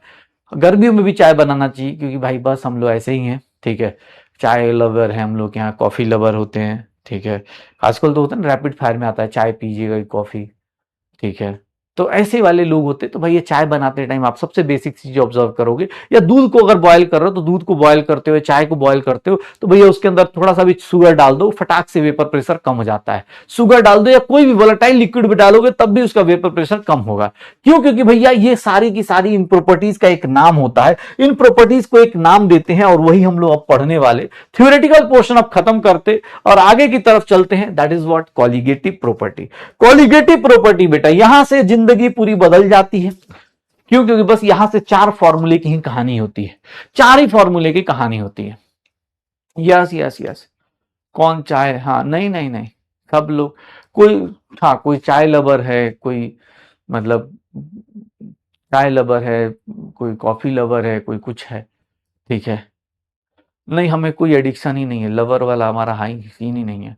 मेरा मतलब पता नहीं, मुझे बचपन से ऐसे लगता है ना कि भाई जो ज्यादा एडिक्शन लगने लगे ना, तो भाई उसको फटाफट छोड़ दो किसी भी चीज को। हाँ, पी सकता हूँ, ऐसा नहीं है कि नहीं पीता हूँ, लेकिन हाँ चाय कॉफी कुछ भी हो, बस वो महंगी वाली कॉफी समझ में नहीं आती कि यार क्या है उसमें, मतलब इतना महंगा चार्ज क्यों लेते हैं वो लोग। ये होता है ना, लोग कुछ लोग होते हैं कि वो, नाम भूल गया मैं, एक चुड़ैल सी औरत का उस पर फोटो लगा होता है, वो बोलते हैं कि बहुत महंगे, क्या नाम था यार, नहीं कैफे डे नहीं, हाँ स्टारबक्स वाले। तो उसमें मैं एक बार ऐसी शो ऑफ करने के चक्कर में चला गया, भाई वो पैसे बहुत लेते हैं, बट पता नहीं, उससे बेटर बाहर रेडी पे जाके 10 रुपए की चाय पी लो यार, मजा आ जाता है उसके अंदर। हाँ हाँ स्टारबक्स वाले, हाँ मुझे याद आ गया। उसमें भाई वो अलग लेवल, नाम मैं भूल गया था, नाम वो भूल गया था भाई इधर। हाँ मैं जहाँ रहता हूँ उसके सामने ना बहुत सारे, मतलब सामने वो है मॉल्स हैं, तो उसमें दुकानें बहुत हैं, तो नाम मैं भूल गया था, बस वो मुझे याद था उसके ना, ऐसे मैं चुड़ैल वाले औरत बोलता था उसको कि देखो यार, ठीक है, पैसे बहुत लगते हैं भाई उसमें, गलती से ही मत जाना। यस, डॉली चाय वाला यहाँ पर है नहीं यार, अगर मैं जाता हूँ वहां पर, लेकिन जूठा चाय में पीता नहीं यार, ठीक है। चलो, तो शुरू करते। हाँ, जूठी चाय कौन पीता है यार वो। हाँ, मैं तो पहली बार भी वीडियो देखा, मैंने कहा ये क्या चीज है, फिर लगा कि भाई कुछ भी हो रहा है, एक तो मतलब इंडिया है ना यार, यहाँ कोई भी कभी भी वायरल हो सकता है। हर इंसान को, मैं तो आस पड़ोस भी देखता रहता हूँ, हर इंसान वायरल होने की इतनी कोशिश कर रहा होता है कि मतलब कुछ ऐसा क्लिप कट जाए मेरी कि मैं मतलब फेमस हो जाऊं। मैंने कहा भाई पता नहीं क्या ही सीन है यार, लोगों के अंदर ये बहुत कीड़ा आ रखा है, तुम लोगों के अंदर भी बहुत सारे लोगों को होगा कि भाई क्लिप कट जाए, कुछ ऐसा मतलब ऐसा बन जाए। भाई मजा आता है यार, नॉर्मल रहने में बहुत ज्यादा मजा आता है। नॉर्मल रहने का ये फायदा होता है कि तुम्हें समझ में नहीं आ रहा होता है क्या चल रहा है। हाँ, समझ नहीं आ रहा क्या चल रहा है, ये सब हंसी आती है, क्या है भाई, कहीं भी डांस कर रहे, कहीं कुछ कर रहे, कुछ भी जबरदस्ती का यहाँ कुछ भी कर लो, कुछ ऐसा बोल दो। मुझे नहीं होना फेमस भाई, मुझे मुझे मेरे से कोई बोलता है कि सर मैं आपका, हाँ सेलिब्रिटी, मैंने कहा नहीं भाई मैं टीचर ही बढ़िया हूँ। हाँ ये बोल सकते हैं ऑनलाइन टीचर हूँ, तो ज्यादा लोगों को पढ़ाता हूँ, तो सेलिब्रिटी थोड़ी ना है यार, सेलिब्रिटी हमको आया वो थोड़ी ना कर रहे हैं, ठीक है। हाँ, टीचर अच्छा होना जरूरी है यार, तुम्हारा सिलेक्शन होना जरूरी है। टीचर अच्छा हो भाई, फालतू की चीजें कर रहे हो, बाद में पता चला कि भाई साहब सिलेक्शन ही नहीं हो रहा, कोई फायदा नहीं उसको, एकदम। चलो स्टार्ट करें। नॉर्मल लाइफ में ये फायदा मैं तुमको बताता हूँ, जैसे मैं कल कहीं गया, वहां पर कोई मुझे मिला, तो उसको फ्रस्ट्रेशन इस बात की है कि सर क्या, मैंने कहा भाई मैं बीटीएस लेके नहीं चलता, ठीक है, मेरे घर पे बीटीएस वालों को मैं नहीं बुलाता, मैंने कहा ना, मेरी अपनी कुछ अपनी भाई नहीं यार, नहीं पसंद है, कुछ चीजें पर्सनल होनी चाहिए, कुछ अच्छी चीजें होती है। कैमरे के सामने आदमी बहुत, मैं बहुत लोग को ऐसे जानता हूँ, कैमरे के सामने एकदम ही भाई अलग बिहेव करते हैं, और कैमरे के बाहर निकल के देखो ना उनको, तो ऐसा लगा भाई यही था ये जिसकी रील देख रहा था मैं, ऐसा भी इंसान है। हाँ, कैमरे के सामने भाई साहब ऐसी ऐसी बातें करेगा, दुनिया हिला देंगे, और कैमरे के बाहर आते ही अरे भाई 10 रुपए की चाय पिला दो यार कोई, ठीक है। तो चलो, चलो स्टार्ट करते हैं। कॉलिगेटिव प्रॉपर्टी, सबकी अपनी अपनी प्रॉपर्टीज होती है यार, ऐसा कुछ नहीं है, कुछ लोग अच्छे, मतलब ऐसा नहीं है, ठीक है, सब लोग वड़ा पाव गर्ल, कौन कौन से लोग, बहुत बहुत लोग फेमस हो गए यार, मैं तो देखता हूँ ना आजकल, एक और कोई भी रिसेंटली एक कोई वो फेमस हुआ है, फेमस होते रहते हैं, ठीक है। एकदम नहीं, अरे मैं जज नहीं करता यार, मैं तो खुद ही बोलता हूँ, बस मुझे, हाँ मुझे नहीं होना भाई, मैं इस बात से डरता हूँ कि कहीं ज्यादा क्लास की क्लिप क्लिप ना काट दे, मैं मजाक करता रहता हूँ, वो मजाक मेरा एज अ टीचर स्टूडेंट के लिए है, ठीक है, वो ऐसा नहीं है कि मैं आज से कर, मैं जब भी क्लास में नॉर्मल टॉपिक के साथ कुछ मजे ले ली, अब इसका तो थोड़ा ना, अब क्लिप कट के पता चला भाई साहब मैं जस्टिफिकेशन देख रहा हूँ कि नहीं नहीं मैं तो मेलोडी चॉकलेट की बात कर रहा था, मैं तो, हाँ जैसे अभी आया ना वो कौन सी उसकी मम्मी बोल रही है कि मोदी जी को कि मेरी बेटी को गोद ले लीजिए, सब सुधार दीजिए। अलग ही लेवल चल रहा है भाई। हाँ, हमारे देश के पीएम भी भाई साहब रील बनाने लगे, और रील भी ऐसी ऐसी बना रहे, मेरे मन में तो आता है कोई बना दो, फिर मेरे को लगता है यार बहुत डीएम भर जाते हैं। ठीक है, मतलब वो भी अलग। एक तो एक यार, अब तो मुझे ये वर्ड ही बहुत गंदा लगने लगा है मुझे, जेनजी। अब एक नहीं बोल भाई, हर जनरेशन आती, हर जनरेशन काम करती है।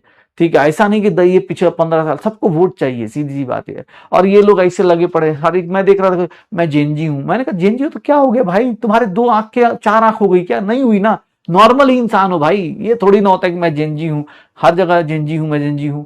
सब लोग लगे पड़े। तुम लोगों को भी लगता नहीं है कि कुछ ज्यादा नहीं हो रहा हर चीज पे? कल हो नीट नहीं निकला, नीट नहीं निकला, बोलेंगे यार आई एम जेनजी यार, I don't like this doctor tag यार, मैं तो बस पढ़ लिया क्योंकि मुझे फिजिक्स केमिस्ट्री प्यार था, मैंने पढ़ लिया। ऐसे थोड़ी ना होता है। ठीक, हर चीज पे ही मार रहे जेनजी है भाई, पागल है। कॉलिगेटिव प्रॉपर्टीज तो बहुत पहले का, ये तो जेनजी भी नहीं है, क्यों पढ़ रहे फिर? नहीं पढ़, हर चीज पे मतलब, हाँ, मैं न्यूज़पेपर खोलो कहीं भी, वो क्या नाम है उसका जो भी रिपोर्टर भी जेनजी से। अबे क्या है यार, मतलब बेवकूफ बनाने के लिए यही लोग मिले हैं क्या? इनका वोट लेना, ले लेना भाई, वैसे भी दे देंगे जब देना होगा। लगे पड़े हैं कि नहीं नहीं दे दो। मुझे भाई, मुझे पता नहीं, मुझे तो मतलब थोड़ी फ्रस्ट्रेशन होती है इस चीज को देख के, हर चीज पे। कल तो मैं पता नहीं एक कौन सा लेटेंट स्टूडेंट का भी क्लिप देख रहा था, उसमें भी बोल रहे हैं कोई कि मैं जेनजी। अरे भाई क्या हो गया, जेनजी हो तो क्या हो गया? लेकिन है हर बात पे। ठीक है, हर बात पे जेनजी। अबे नहीं यार, ऐसे थोड़ी ना, तुम भी वही खाना खा रहे हो जो हम लोग खाते हैं, नॉर्मल। ऐसा तो है नहीं जेनजी भैया हाँ बर्गर से प्रोटीन निकाल के खा ले रहे हैं, पुराने वाले लोग बर्गर खाते थे, ऐसा तो नहीं है ना भाई, सब लोग वही कर रहे हैं। बस हाँ ये है कि तुम्हारा वोट अभी नया नया आ रहा है, तो भैया मैं पहला ऐसा इंसान, पहला ऐसा मतलब, मैं तो वो क्या नाम था उसका, यूक्रेन यूक्रेन ना, यूक्रेन का जो प्रेसिडेंट है वो पहले कॉमेडियन था, उसके बाद वो प्रेसिडेंट बना। हमारे यहाँ थोड़ा उल्टा ट्रेंड होता जा रहा है। मतलब भाई काम करो यार, देश के लिए बहुत सारे लोग हैं, बच्चे हैं, कॉलेज वॉलेज खोलो यार, हर मतलब अलग अलग चीजें करो। आसाम में बाढ़ आई है, वहां जाओ यार। हाँ, हर रात को रील बना रहे हैं। मतलब हर जगह पसंद नहीं आता यार, इतना भी नहीं करना चाहिए।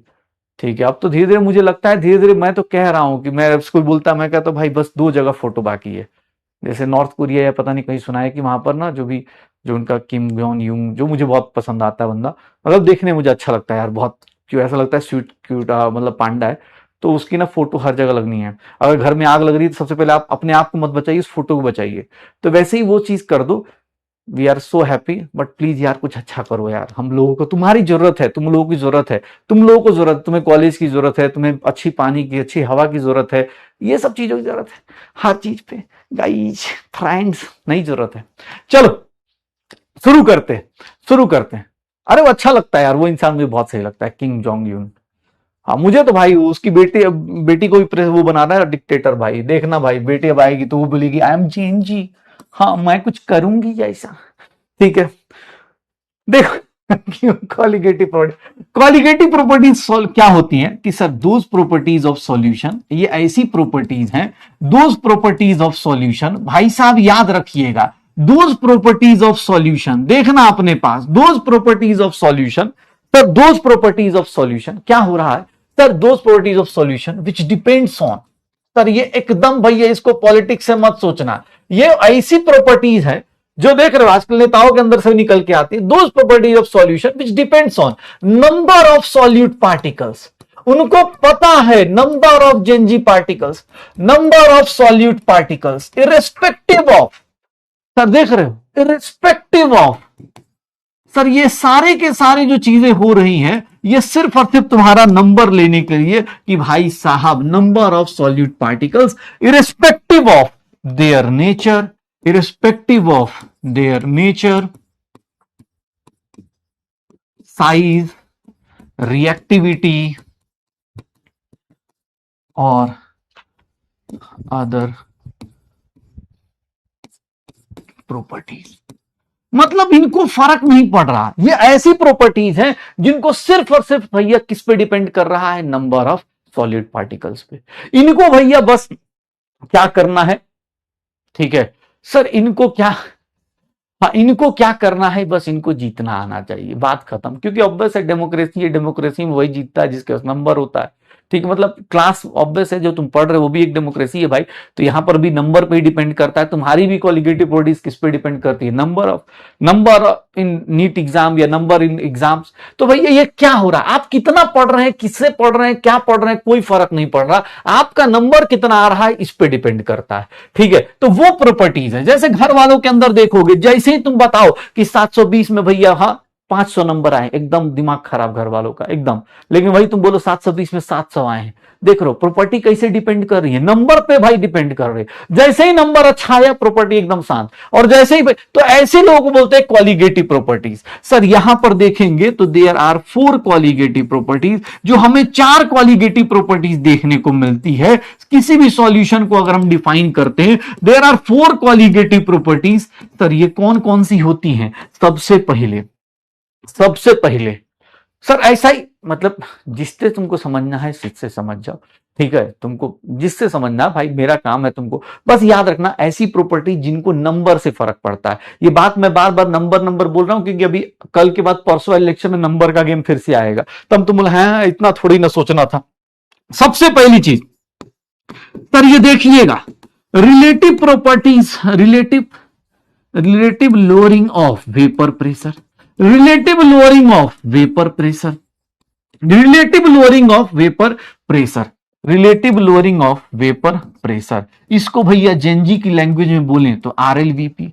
ठीक है, अब तुमको ऐसे ही पढ़ाना पड़ेगा कि भैया इतना लंबा नहीं पसंद आता जेनजीज को। हाँ सर ये देख रहा है sir, relative lowering of vapour pressure RLVP. Sir कोई भी अगर किसी भी टाइप का सॉल्यूशन बनाते हैं, जैसे ही दो लोग मिलते हैं वेपर प्रेशर कम हो जाता है। भली बाद में लड़ाई हो जाए लेकिन शुरुआत में एकदम देखते नहीं हो, दो लोग जैसे मिलते हैं एक दूसरे की, अरे नहीं नहीं सर, हाँ नहीं नहीं बहुत अच्छा, बहुत कोलैबोरेशन हो रहा होता है लोगों का। तो जैसे यहाँ पे कोलैबोरेशन होता है भाई, ये वेपर प्रेशर कम होता है। ये बात हमें पहले से पता है कि रिलेटिव लोअरिंग ऑब्वियस है, वेपर प्रेशर डिक्रीज करेगा। किसी भी टाइप का सॉल्यूट डालोगे सॉल्यूशन में तो भैया वेपर प्रेशर कम होगा। वेपर प्रेशर कम हुआ तो जैसे ही वेपर प्रेशर कम होगा सर बॉइलिंग पॉइंट क्या होगा, वेपर प्रेशर कम हुआ तो बॉइलिंग पॉइंट क्या होगा, elevation in boiling point, elevation in boiling point delta TB. Sir ये डेल्टा टीबी आ गया। Sir third one, boiling point elevate होगा तो ऑब्वियस है एक चीज अगर गर्म होगी तो दूसरी चीज क्या हो जाएगी, depression in freezing point. Sir depression in freezing point, sir depression in freezing point delta TF, ये देख लो ये डेल्टा टीएफ। और लास्ट वन सर देख लो, boiling point, boiling vapour pressure, boiling point, freezing point, ये तीनों एक दूसरे से कनेक्टेड रहेंगे। एंड द लास्ट वन जो सबसे लास्ट में यूजफुल आता है, और यही आपके आगे डॉक्टर बनने के बाद यूज होगा, और इसको हम लोग पाई से रिप्रेजेंट कर देते हैं। तो रिप्रेजेंटेशन जरूर याद रखिएगा। देयर आर 4 कॉलिगेटिव प्रॉपर्टीज, किसी भी सॉल्यूशन में देखेंगे तो ये कॉलिगेटिव प्रॉपर्टीज दिख जाएंगी। डन। तो भैया ये देख लो, ये देख रहे हो, मैं भी अब जेनजी का मास्टर हूं ना, तो इस तरह से। तो फ्रेंड्स ये देख लीजिए, आप इसको भी याद रख सकते हैं, आपको तो पता है ही। मैं तुमको सच बता रहा हूं, मैं मतलब मैं तुम्हें फोटो भेज दूंगा, तुम्हें दिखेगा। मैं अभी न्यूज़पेपर कल का न्यूज़पेपर देख रहा था, उसमें ना भाई उसने कन्वर्सेशन में भी जेनजी फैक्टर लगा रखा है। भाई सा मतलब मेरा दिमाग घूम गया यार, पागल बना दो तुम लोगों को, बच्चों को हर बात पे यही बोलते रहो। ठीक है,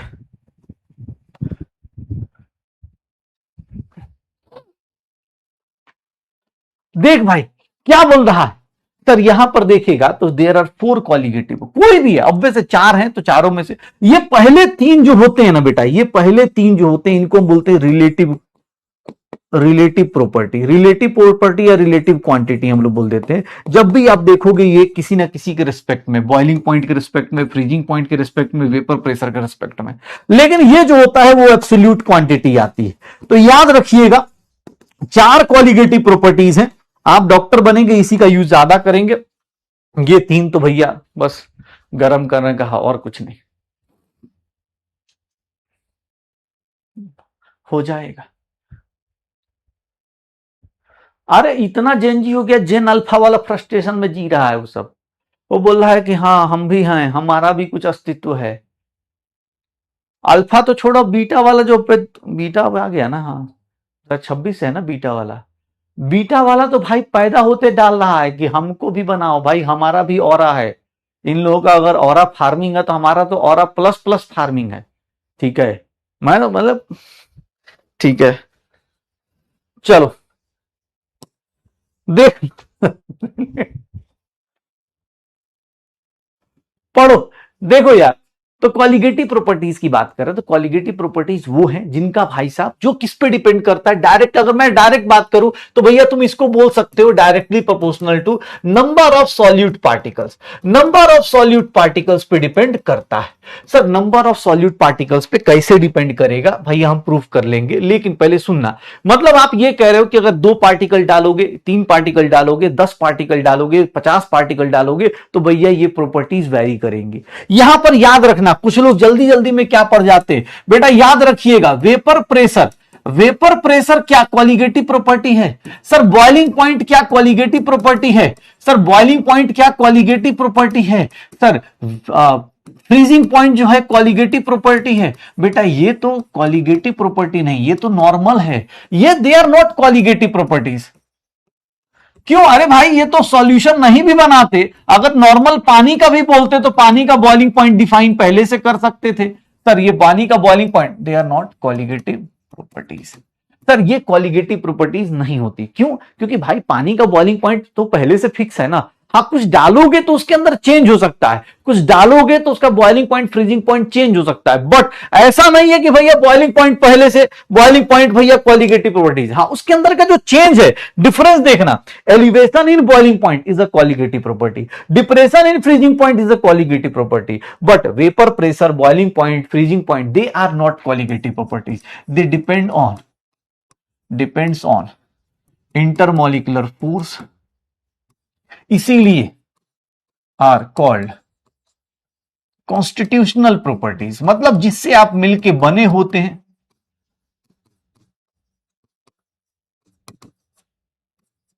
intermolecular force between constituent particles, जिसके बीच में किसका कितना हाइड्रोजन बॉन्डिंग है, किसका कितना है, तो इनको भैया कॉलिगेटिव प्रॉपर्टीज नहीं बोलते, इनको बोलते हैं कॉन्स्टिट्यूशनल प्रॉपर्टीज। कि भैया तुम किससे मिलके बने हो। जैसे पानी का बॉइलिंग पॉइंट ज्यादा होता है, क्यों ज्यादा होता है? बिकॉज में हाइड्रोजन बॉन्डिंग होती है। तो भैया ये जो होती है दे आर नॉट कॉलिगेटिव। हाँ इनके अंदर जो चेंज आएगा, क्योंकि आप जैसे ही किसी को डालोगे, हमने शायद एक लाइन बोली थी, याद करो, हमने एक बात बोली थी, ध्यान सुनना बेटा, मैंने शायद ये बात पहले भी बताई थी लेकिन फिर से बता देता हूं, क्योंकि मैं, आपको ही पता है किसका मास्टर। अगर ये प्योर सॉल्वेंट है भैया, ये प्योर सॉल्वेंट है, अगर प्योर सॉल्वेंट है तो यहां पर जो वेपर प्रेशर बनेगा, यहां जो वेपर बनेगा, तो यहां जो वेपर बनेगा, बस इतना बता दो, हम आगे चले जाएंगे। अगर यहां जो वेपर बनेगा, सर यहां जो वेपर प्रेशर है, वेपर प्रेशर ऑफ यहां पर ये P1 नॉट लिख देता हूं, vapour pressure of pure solvent.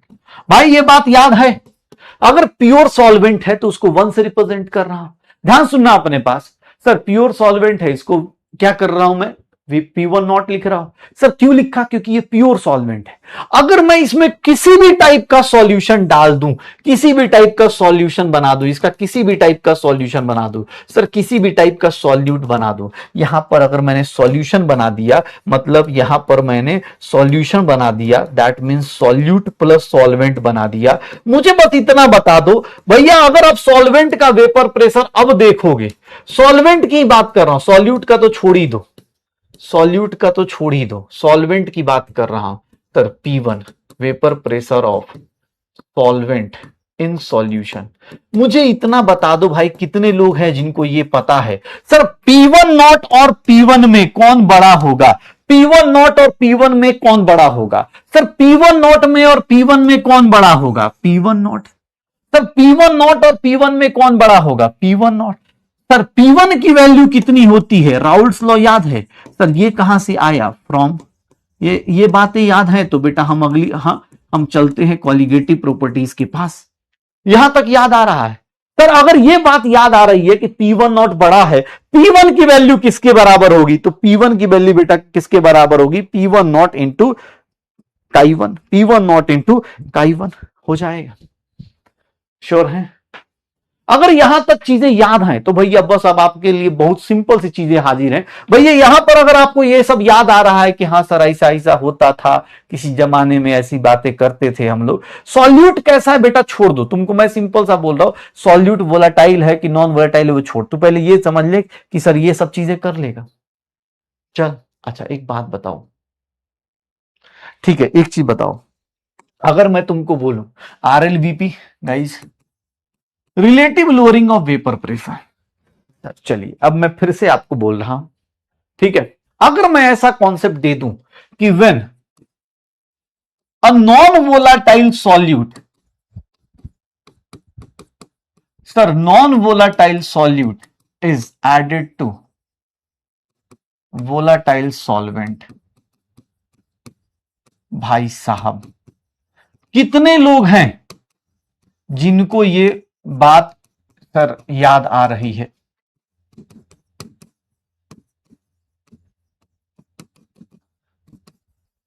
Sir ये कैसे लिख दिया मैंने, पता चल रहा है ये कैसे लिखा मैंने।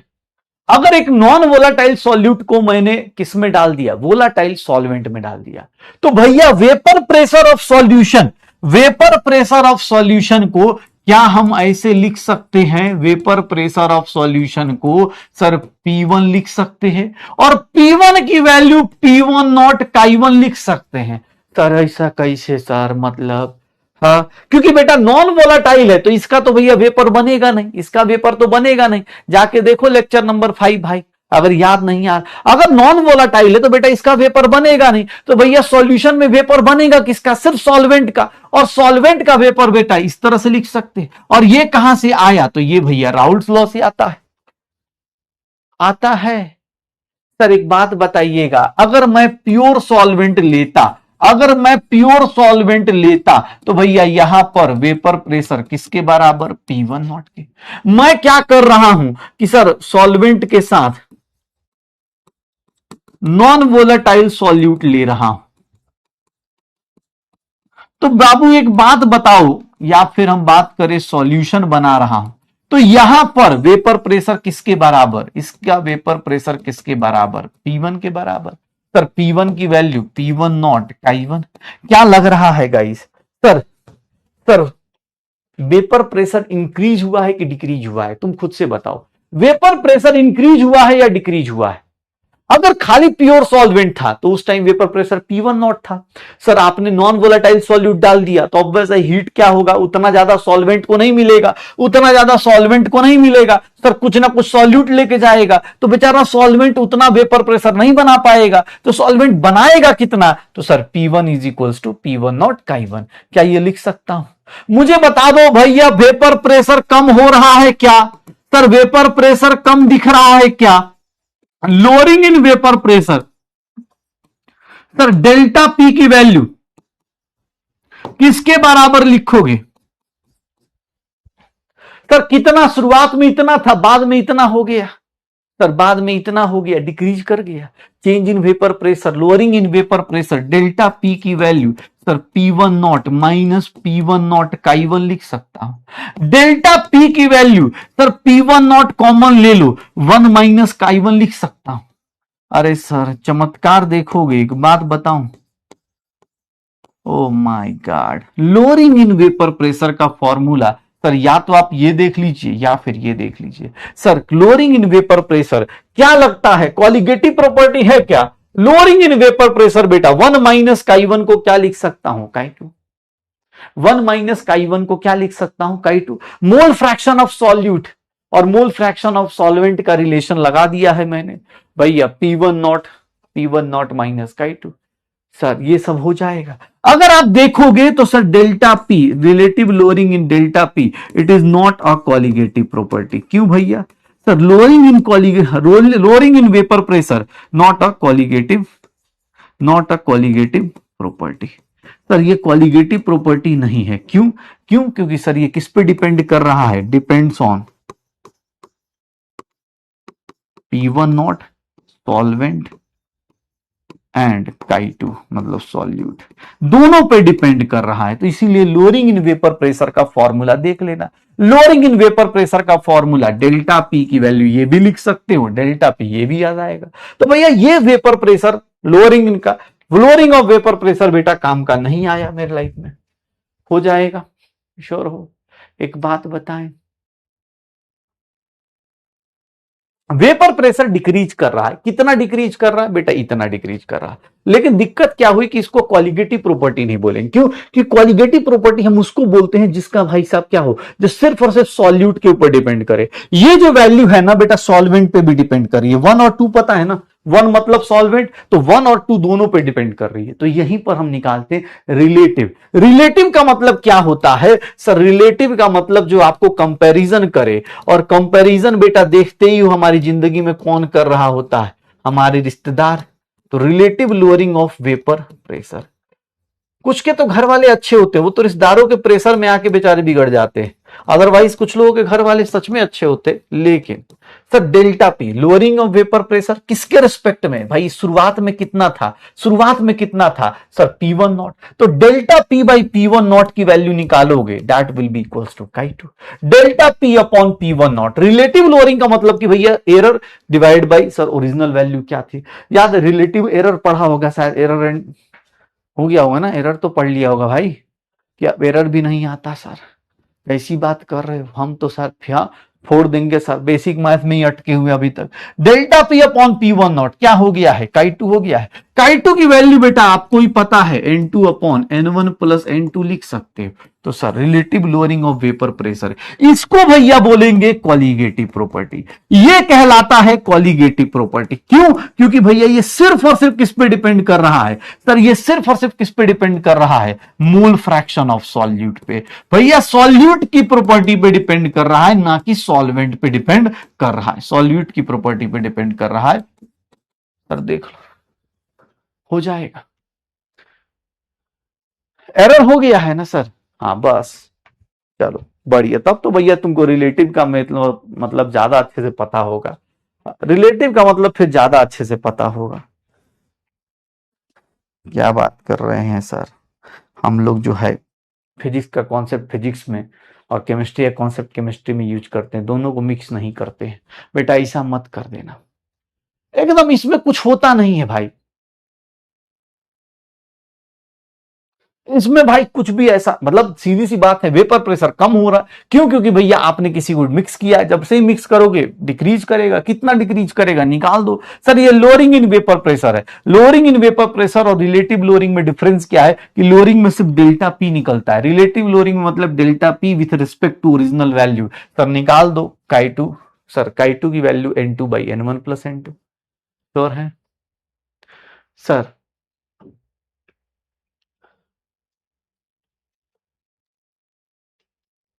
डन, चलो अब एक बात बताओ, लोअरिंग इन वेपर प्रेशर में भी एक चीज कॉन्सेप्ट क्या आता है, RLVP का फॉर्मूला बेटा देखोगे तो sir delta P upon P1 not is equals to, मैं लिखने को ऐसे भी लिख सकता हूं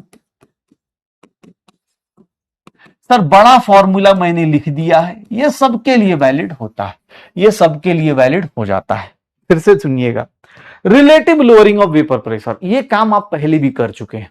मुझे एक बात बताना, एक कंडीशन बोली जाती है for very dilute solution, for very dilute solution, याद है वेरी डाइल्यूट सॉल्यूशन का कंडीशन कहां लिया था भाई, बिना पेज पलटे सोच कहां लिया था तुमने, वेरी डाइल्यूट सॉल्यूशन मैंने एक कंडीशन बताई थी, कहां पर, हेनरीज लॉ में। हेनरीज लॉ में देखोगे तो वहां पर भी बताया गया था, जब N2 की वैल्यू बहुत कम हो जाए N1 से, या फिर सर Chi2 की वैल्यू बहुत कम हो जाए, सर Chi2 की वैल्यू क्या हो जाए, बहुत कम हो जाए, याद रखिएगा। और इस केस में वहां मैंने एक और कंडीशन बताई थी, प्रेशर की वैल्यू केज से कम हो जाए, यहां पर केज नहीं है तो यहां पर देखिएगा, यहां चेंज इन प्रेशर क्या हो, बहुत कम हो, डेल्टा पी की वैल्यू क्या हो, बहुत कम हो। जब आपका वैल्यू बहुत कम चेंज हो रहा है उस कंडीशन में, इन तीनों कंडीशन को बेटा हम क्या बोलते हैं, very dilute solution.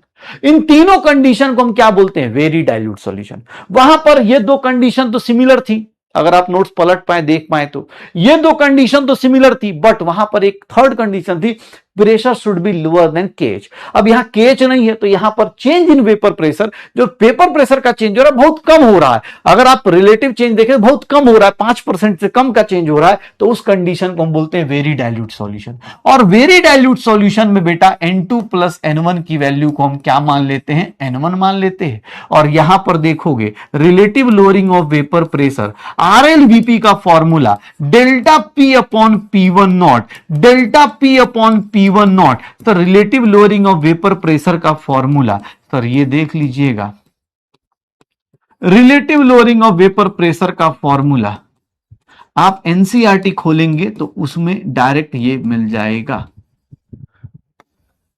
Sir very dilute solution में रिलेटिव लोअरिंग वेपर प्रेशर का फॉर्मूला चेंज हो जाता है।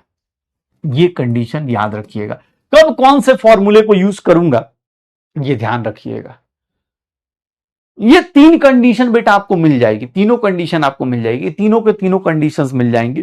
पहले डिफरेंस याद रखिएगा कि लोअरिंग और रिलेटिव लोअरिंग में क्या डिफरेंस है, लोअरिंग और रिलेटिव लोअरिंग में क्या डिफरेंस है, रिलेटिव लोअरिंग में क्या डिफरेंस होता है। और सर W1 W2 क्या है, ओह माय गॉड बेटा W1 और W2 अगर आपको नहीं आता तो ज्वाइन यकीन 3.0 अगले हफ्ते अगले मंडे से चालू करूंगा मैं 3.0 में मोल कॉन्सेप्ट। W1 W2 बेटा बहुत हाई फाई कॉन्सेप्ट है जिसको समझने के लिए बहुत ज्यादा मेहनत करनी पड़ती है।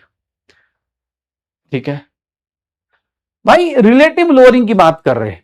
याद रखिएगा अगर कहीं पर दोनों प्रेशर दिए हुए हैं, प्रेशर तो याद है ना, कन्वर्जन और एनर्जी याद है बेटा, याद है अगर कोई प्रेशर नहीं दिया है तो कितना लेते, एटमॉस्फेरिक प्रेशर पता है ना, लिख देता हूं भाई। हाँ मुझे पता है तुम सबको याद रहता है, लेकिन जानते हो मास्टरे हाँ रट है आता है ना, तो इसलिए हम रट के लिख देते हैं ताकि तुम लोगों को याद रहे।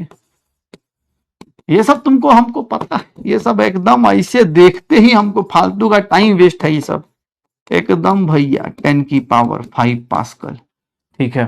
1 बार को भी लिखेंगे तो ये कितना होगा 10 की 5 पास्कल और या फिर 0.987 ATM। बेटा बस मैंने ये टाइम पास के लिए लिख दिया है क्योंकि कुछ लोग होंगे जिनको अभी थोड़ी दिक्कत रहती है।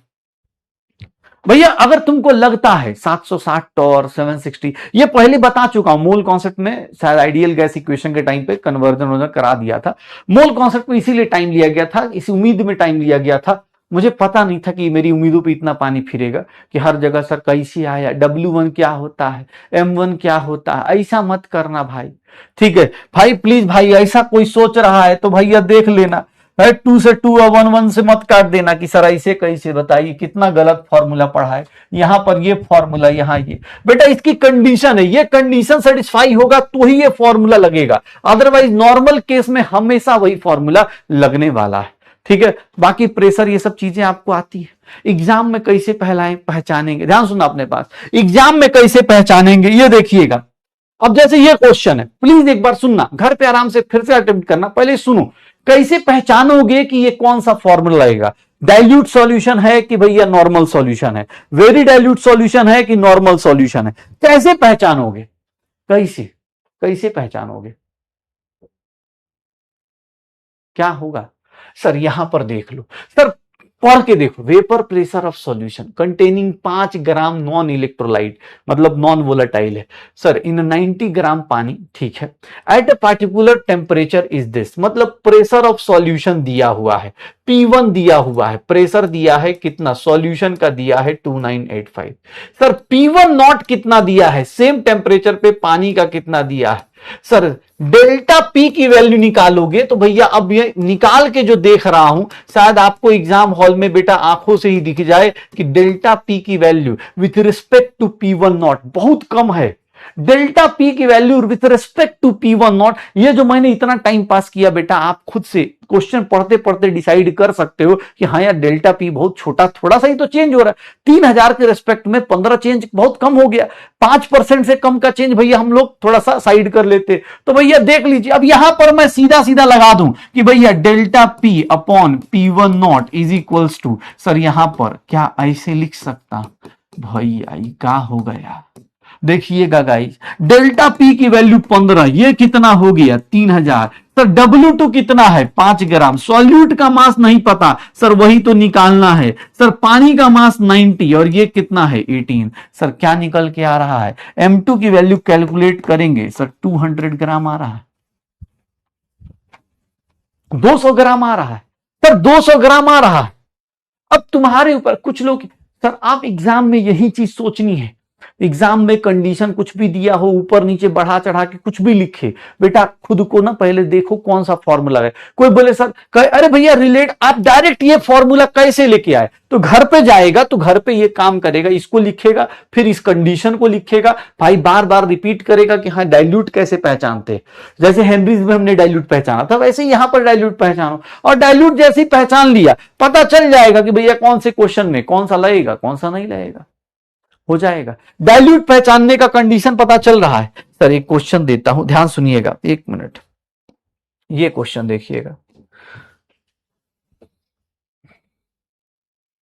ये क्या है सर, इसमें तो डेटा ज्यादा दिया ही नहीं है, इस क्वेश्चन को कैसे अटेम्प्ट करें।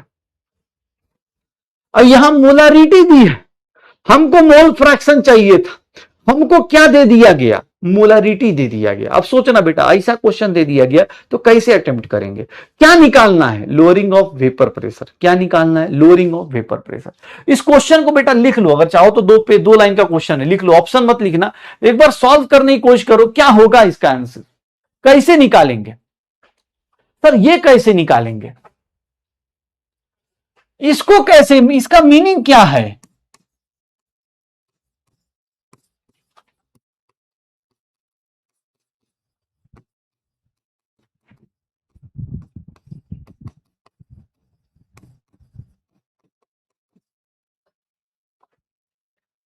ऐसा होता है क्या, ऐसे कैसे। अब यहां पर लोअरिंग इन वेपर प्रेशर निकालना है, तो lowering in vapour pressure delta P की वैल्यू निकालनी है, and that is equals to delta p, तो ये कितना होगा P1 नॉट इंटू काई2, यही होगा लोअरिंग का वेपर प्रेशर का, यही फॉर्मूला था शायद, अभी थोड़ी देर पहले लिखवाया सर। P1 नॉट कितना है 760, ओ माय गॉड। काई2 कहां से आएगा sir, number of moles 1 divided by, sir कैसे लिख दिए सर, ऐसे थोड़ी ना होता है, कितना होगा सर 760 इंटू 1/56.55 कर दो, कितना आ जाएगा, चेंज इन वेपर प्रेशर। अब कोई बोलेगा सर ये कैसे करे, बेटा अब देखो 760 नहीं दिया है सर, ये लाइन भी नहीं दिया था कि 1 मोल, कहां से पता चला, तो बेटा 1 मोल तो सॉल्यूट का है, 1 लीटर सॉल्यूशन का लिया है बेटा, मतलब 1 लीटर पानी होगा। अब अपने आप से सोच लो, क्यों, क्योंकि भैया एक्वस सॉल्यूशन है, एक्वस सॉल्यूशन में पानी रहता है, तो 1 लीटर पानी में कितने मोल्स होते हैं 55.55। अब यही चीज आपको सोचनी है, अब यही तो नहीं सोचा जाता सर। सर जानते हैं सर, कॉन्सेप्ट पढ़ना आसान लगता है, एग्जाम में जाते हैं यही सब नहीं सोचा जाता है। कैसे सोचे, कितना आएगा, जितना आए वो कैलकुलेशन करेगा, कितना आ रहा है, थर्ड ऑप्शन आ रहा है 13.45, जो भी आ रहा है। मैं तुमसे बस ये बोल रहा हूं भैया, ये सोचने का देख लो, एग्जाम में ये काम करना है। एक लाइन में एक डेटा दिया था सिर्फ 1 मोल, और उससे हमने कैलकुलेट किया, उसने नहीं बताया, जब नहीं प्रेशर दिया है 760, नहीं प्रेशर दिया है तो 760 टॉर ले लेंगे, 760 टॉर ले लो, इंटू 1/1 प्लस 55.55 कर दो, ठीक है। एटमॉस्फेरिक प्रेशर बेटा हर जगह, जब प्रेशर नहीं दिया है तो एटमॉस्फेरिक प्रेशर लो, जब प्रेशर नहीं दिया है तो एटमॉस्फेरिक प्रेशर लेना, ये देखना, ये देखना। अब इंग्लिश पढ़ के इसी क्वेश्चन को ना सोच के देखो एक बार एग्जाम में, ये तो बड़ा सा ऐसे दिख रहा है ना, इसको पेज का आधा पे लिखो और भाई साहब सोच के देखो, यहां से यहां तक पढ़ते पढ़ते ही आदमी डिस्प्रेशन में चला जाता है, तो लगता है कि पता नहीं क्या चल रहा है हमारी जिंदगी में। ऐसा क्वेश्चन है, चलो एक काम करो, अटेम्प्ट करके देखो, 1 मिनट दिया जाए, मान लो एग्जाम में दे दिया ऐसा, बताओगे क्या आंसर आएगा।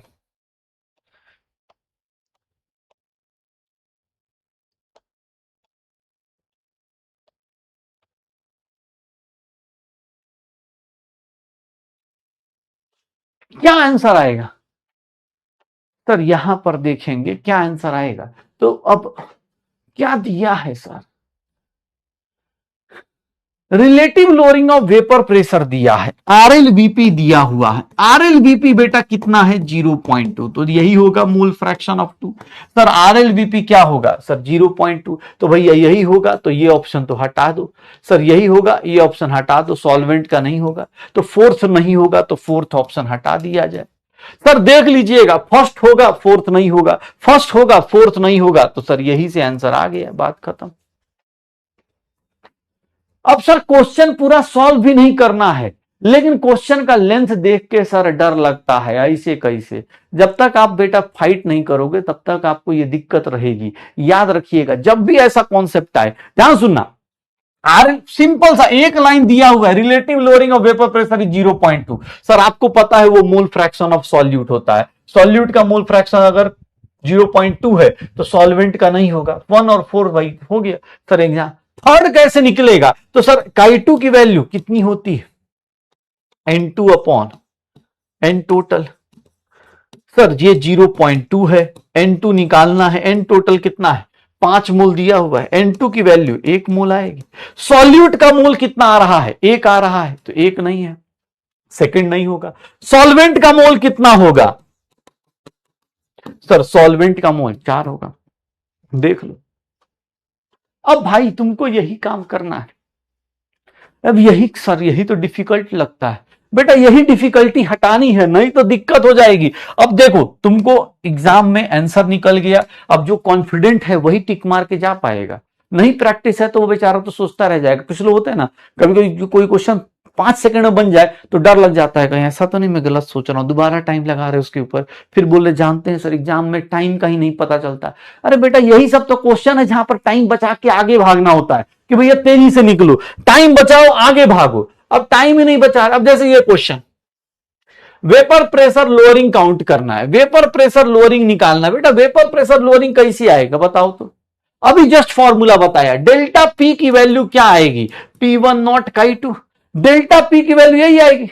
अब सर एग्जाम में सोच रहा है, कुछ लोग तो ऐसे होता है ना एग्जाम में, हाँ ऐसे क्वेश्चन ऐसे पढ़ते हैं, वेपर प्रेशर लोअरिंग, अच्छा मतलब सॉल्यूशन का क्वेश्चन है, थर्मोडायनेमिक्स का तो नहीं लग रहा। कुछ लोग क्वेश्चन पढ़ने का तरीका देखा एग्जाम में, caused by addition of 100 gram sucrose, 100 gram sucrose, अच्छा बायोमोलिक्यूल्स भी डाल दिया, 2000 ग्राम ऑफ वाटर, अच्छा if the vapour pressure of water at 25 degree Celsius is this, तो यार रिलेटिव लोअरिंग। अब ऐसे एग्जाम में सोच रहा है तो कि हाँ रिलेटिव लोअरिंग वेपर प्रेशर का क्या होता था, फॉर्मूला था, ठीक है कोलिगेटिव प्रोटीन पढ़ा था, हाँ ये याद है।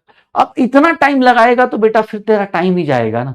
अब तुमको जो जो प्रैक्टिस करके बैठे उनको पता है कि भैया इसको मैं ये लिखूंगा, और काई2 की वैल्यू बेटा कैसे निकालेंगे सर, 100 ग्राम सुक्रोज है, 100 ग्राम सुक्रोज है 100 ग्राम पानी में, 100 ग्राम सुक्रोज है sir 100 upon 342 sir divided by 100 upon 342 plus क्या हो गया 1000 अपॉन 18 हो गया।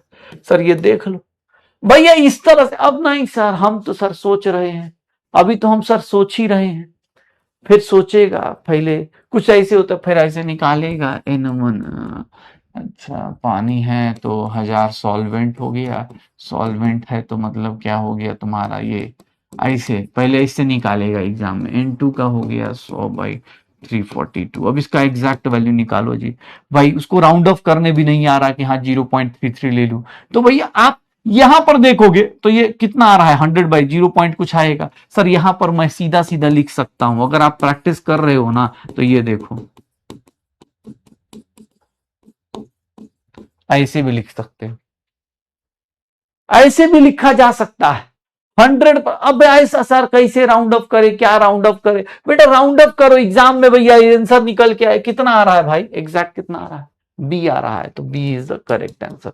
अब ऑप्शन देख के पता चल रहा है कि भैया कुछ ज्यादा अपने को 3 डिजिट तक जाना है, ऑप्शन देख के पता चल रहा है कि ये ऑप्शन तो नहीं होगा, ये नहीं होगा, तो ऑप्शन में देख लो जब इतना पास पास दिया है मतलब 3 डिजिट तक जाके कैलकुलेट करना है, 3 डिजिट तक जाके कैलकुलेट कर लो। अब यही सब चीजों पे मैं आपसे बात करना चाह रहा था कि भैया इन्हीं सब चीजों पे हम बात करना चाह रहे थे। चलिए आइए मैं आपको कुछ होमवर्क में, कुछ लोग टेस्ट एनालिसिस की बात कर रहे थे तो टेस्ट एनालिसिस के बारे में थोड़ा सा बता दूं। देखो भाई अभी जस्ट स्टार्ट हुआ है, अभी रेस स्टार्ट हुई है, सच्चाई है कि हम एक ही चैप्टर के ऊपर लगे हुए हैं। अगला टेस्ट शायद रैंक बूस्टर टेस्ट है, उसमें भी शायद मूल कॉन्सेप्ट ही है। मैं तुमसे बस मतलब जो भी एग्जाम में चलता है, कुछ लोग होते हैं जो अपनी बातों को नहीं जानते। देखो मेरे से कोई पूछेगा, मैं हर बार बोलता हूं कि बेटा तू मेरे लिए मत पढ़, तू एग्जाम हॉल के लिए पढ़ कि एग्जाम में मेरे साथ क्या होगा। अगर तुम एग्जाम हॉल के लिए सोच रहे हो तो एग्जाम जब दे रहे हो तो उस टाइम पर भी उसी मोड में रहो। इवन घर पे भी जब प्रैक्टिस कर रहे हो तो टाइम लिमिट लगा के प्रैक्टिस करो, चाहे 5 ही क्वेश्चन हो चाहे 10 क्वेश्चन हो, बट घर पे वही काम करना है। टेस्ट एनालिसिस क्यों करना है? क्योंकि बेटा वही बताएगा कि आप उस टाइम पर क्या सोच रहे थे। इस लेक्चर के अंदर तो मैं तुम्हारे साथ चल रहा हूं ना, टीचर जब चिल्ला रहे हैं तब तो तुम क्वेश्चन सही कर ही लोगे क्योंकि टीचर साथ में खड़ा है। एग्जाम हॉल में तुम अकेले होते हो, तुम्हारा दिमाग होता है, तो वो कैसा सोच रहा है और उसके ऊपर वर्क करने के लिए बेटा साल मतलब जो भी 10 महीने बचे हैं उसके ऊपर वर्क करना होता है। तो इसलिए टेस्ट एनालिसिस बहुत ज्यादा जरूरी है। प्लीज ध्यान सुनना, तुम्हारे मार्क्स अभी 400 आ रहे हैं, 300 आ रहे हैं, पिछले नीट में कितने आए, रीनीट में कितने आए, इन सब चीजों से ज्यादा फर्क ये पड़ेगा कि आप अभी अपने अंदर कितने सारे चेंजेस लेके आ रहे हो। अगर आप किसी भी सब्जेक्ट का टेस्ट एनालिसिस कर रहे हो, चाहे बॉटनी हो, जूलॉजी हो, केमिस्ट्री हो, फिजिक्स हो, तो कोई भी सब्जेक्ट ले रहे हो तो आप ऐसे सब्जेक्ट लिख लिया करो कि यार ये सब्जेक्ट है। पहले सब्जेक्ट लिखा सर, उसके अपने मार्क्स लिख दिए कि हाँ भाई इतने मार्क्स आ रहे हैं। मान लो मैंने कोई भी सब्जेक्ट लिया, मैंने 140 नंबर ले लिया 180 में, भैया इसमें से राइट लिख दो, ठीक है, रॉन्ग लिख दो। अब राइट में भी भैया राइट का भी अलग, मान लो राइट में मान लो मेरे 20 क्वेश्चन 30 क्वेश्चन थे, चाहे कितना लिख दूं सर, मान लो 38 क्वेश्चन साइड थे, तो 38 क्वेश्चन में भी 100% जब मैं एग्जाम दे रहा था 100% कॉन्फिडेंस कितने राइट में था मेरा। सर आप जब एग्जाम देते टाइम, एक होता है तुक्के में लग गया, 50% कॉन्फिडेंस किसमें था, और एक होता है कि तुक्के में लग गया। राइट की भी एनालिसिस करो कि भाई मुझे पता तो चले, पता चला तुक्का मार रहा हूं और वही सब सही चल रहा है। अभी कुछ लोगों के साथ हो रहा होगा, हो सकता है क्वेश्चन रिपीट टाइप लग रहा होगा, तुक्का मार दिया निकल गए। भाई राइट का भी एनालिसिस करो, क्यों? क्योंकि वो तुमको बताएगा कि भैया ये ओरिजिनल है। कॉन्फिडेंस 100% कि भैया 38 में से मान लो मेरे पास 25 क्वेश्चन थे, 50% 10 क्वेश्चन थे, तुक्के में 3 क्वेश्चन आए, तो ये तुमको एनालाइज करना है, ये तुमको काम करना है। जब फिजिक्स का करो, केमिस्ट्री किसी का भी कर भाई, अगर तुम खुद से ऑनेस्टली अपना एनालिसिस करते हो तो उसमें राइट में कितना था जब तुम बटन क्लिक कर रहे थे। अब बाद में बोले सर मैं तो 38 का 38 राइट में था, बहुत बढ़िया, अगर आप सही में 38 पढ़ते हो बहुत अच्छी बात है, फिर इसका मतलब आपका अच्छी तैयारी है, अगले टेस्ट में देख लेंगे। लेकिन ये एनालिसिस तुम खुद के लिए करो, किसी को बताने के लिए नहीं, मेरे को बताने के लिए, घर वालों को बताने के लिए नहीं। एक सिंपल सा एक डायरी रखो जिसका नाम रख दो, ठीक है, मतलब जो तुम्हें रखना है, जैसे मिस्टेक बुक रखना है, मैं तो कहता हूं भाई जेनजी हो तुम, हाँ ठीक है, तो कुछ भी नाम रख दो, ठीक है, कि भैया क्या है तुम्हारा मिरर इमेज है और क्या है, और कुछ नहीं। भाई तुमको ये सोचना है कि भाई तुम्हारा मिरर इमेज कैसे तुमको दिख रहा है। जब तुम एग्जाम में जाते हो तुम रहते हो या नहीं रहते हो, तुम्हें तुम्हारे ऊपर कंट्रोल रहता है कि नहीं रहता है।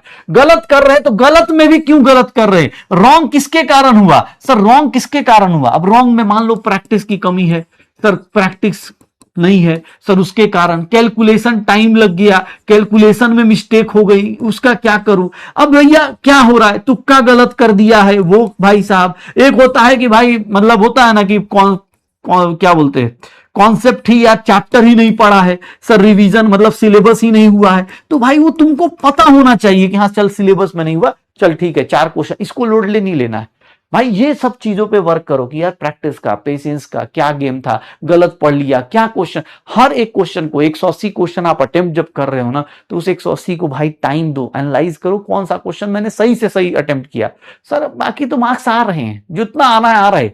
हाँ मैं ऐसे लोग को जानता, शुरुआत में भी 680 आ रहे, 2 महीने बाद वही बच्चा मैसेज करेगा सर मार्क्स डाउन हो गए। क्योंकि बेटा अभी शुरुआत में जब ज्यादा मार्क्स आ रहे तब आपने एक एरर बुक नहीं बनाई, अपनी मिस्टेक बुक नहीं बनाई। अभी तो आपको अच्छा लग रहा है, 2 चैप्टर पढ़े हो, मोल कॉन्सेप्ट पढ़ा है, बेसिक मैथ पढ़ा है, बेसिक मैथ में भाई नंबर आ जा रहे, फिजिक्स में वेक्टर आ रहा होगा, यूनिट डायमेंशन आ रहा होगा, बेटा चैप्टर तो अब चालू हो रहा होगा शायद, अब तो स्ट्रेट लाइन, हाँ स्ट्रेट लाइन, प्रोजेक्टाइल अब चालू होगा, बॉटनी जूलॉजी में भी अभी चैप्टर चालू होगा।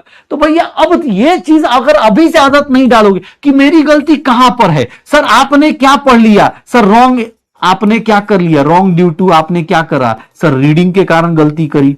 जैसे मैं अपनी गलती बताता हूं, मुझे पता है कि मैच द कॉलम में भैया मैंने सारे ऑप्शन मैच नहीं करे, इसके कारण मेरे गलत होते थे, बहुत सारे टाइम पे मैंने गलत किए हुए। जैसे जेईई का जब पेपर देते हो उसमें क्या होता है, एक ही ऑप्शन के 3-4 ऑप्शन चेक करने होते हैं, तो भाई आदत नहीं थी, मैं जल्दी जल्दी कर लेता था। तो वो चीज मैंने खुद को एक्सेप्ट करी कि यार मेरे रॉन्ग इसलिए हो रहे।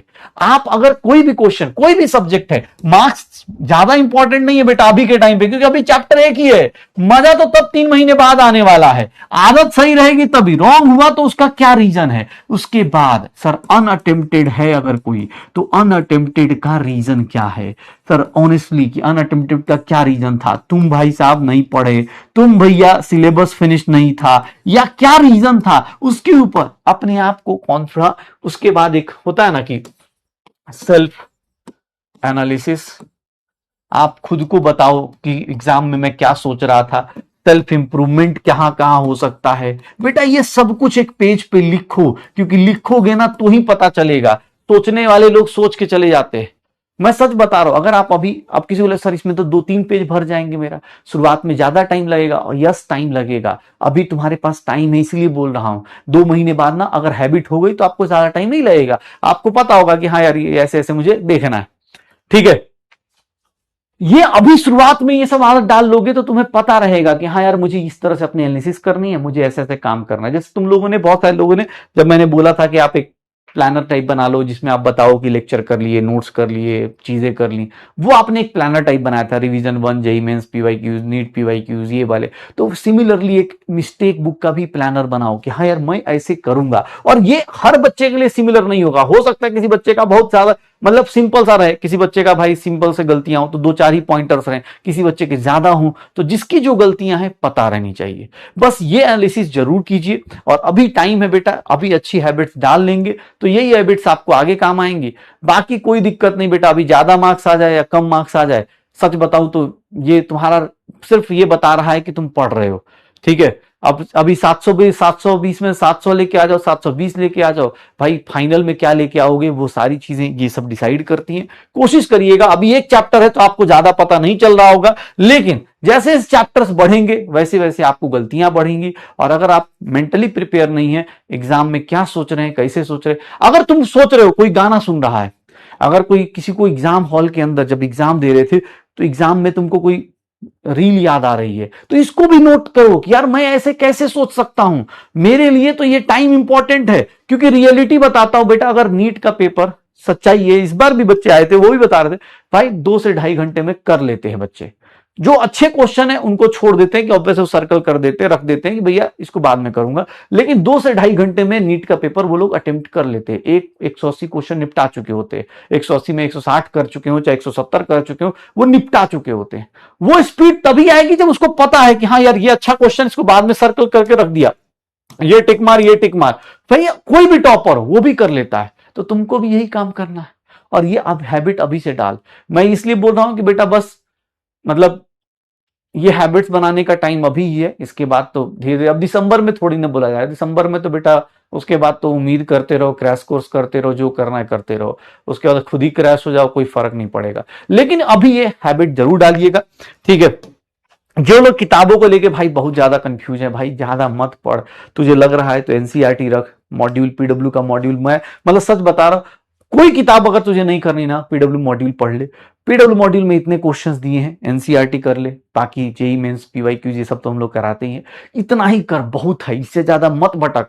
तुझे लग रहा हो कि अरे सर ये कर लेता हूं वो कर लेता हूं, हर चैप्टर के लिए ये सब चीजें लगातार कर पाओ। 7 सोर्सेस को ही आप सही से फॉलो कर लो, उसके अच्छे क्वेश्चन आइडेंटिफाई कर लो, सच कह रहा हूं मजा आ जाएगा। तो कोशिश करना भाई, जिनको भी लगता है इधर उधर मत भटको, बहुत टाइम है नहीं अपने पास, पीडब्ल्यू मॉड्यूल्स कर लो भाई, बहुत है, मतलब सच बता रहा हूं, इसमें बहुत सारे क्वेश्चंस ऐसे हैं, कॉन्सेप्ट्स ऐसे हैं जो आपको बहुत मजा आने वाला है। ठीक है, तो चलिए गाइस, पहली क्वालिटेटिव प्रॉपर्टीज आ चुकी है, कल दूसरी तीसरी क्वालिटेटिव प्रॉपर्टीज के ऊपर जाएंगे। कल भैया और भी इससे इंटरेस्टिंग बातें होंगी, लेकिन वो तभी होंगी जब आप पढ़ के आएंगे। तो भैया अब चैप्टर का एंड की तरफ जा रहे हैं, अब बस फॉर्मूले और छोटी छोटी कहानियां होंगी, इवेंट ऑफ फैक्टर होगा। तो भैया कल मिलेंगे हम लोग और वहां पर करेंगे बहुत सारी बातें, तो कल पढ़ के आइएगा। ठीक है, कल भैया क्वालिटेटिव प्रॉपर्टीज पढ़ के आइएगा, एकदम एकदम भाई बनाना ही पड़ेगा, मिस्टेक्स अभी नहीं करोगे ना वर्क तो बाद में नहीं होंगी। तुम्हें लगता होगा जैसे कोई अगर एग्जाम में आप क्या सोच रहे हो, किसी लोग होते हैं ना एग्जाम को हल्के में दे देते हैं कि चलो, तो अगर उस नेचर से भी दे रहे हो तो उसको बारे में भी आप ही जानते हो, और मुझे क्या पता आप कैसा सोच रहे हो। कुछ होता है चले बाद में कर लेंगे, कुछ एग्जाम ही नहीं देते, तो ये नेचर आपका है, इसमें हम एक जनरल स्टेटमेंट नहीं दे सकते। तो आप क्या सोच रहे हो, कैसा सोच रहे हो, प्लीज अपने जो भी है आप एक एनालिसिस बनाओ, उसके ऊपर वर्क करो, और खुद को ज्यादा अच्छे से जानते हो आप, तो सेल्फ इंप्रूवमेंट पे वर्क करो, ठीक है।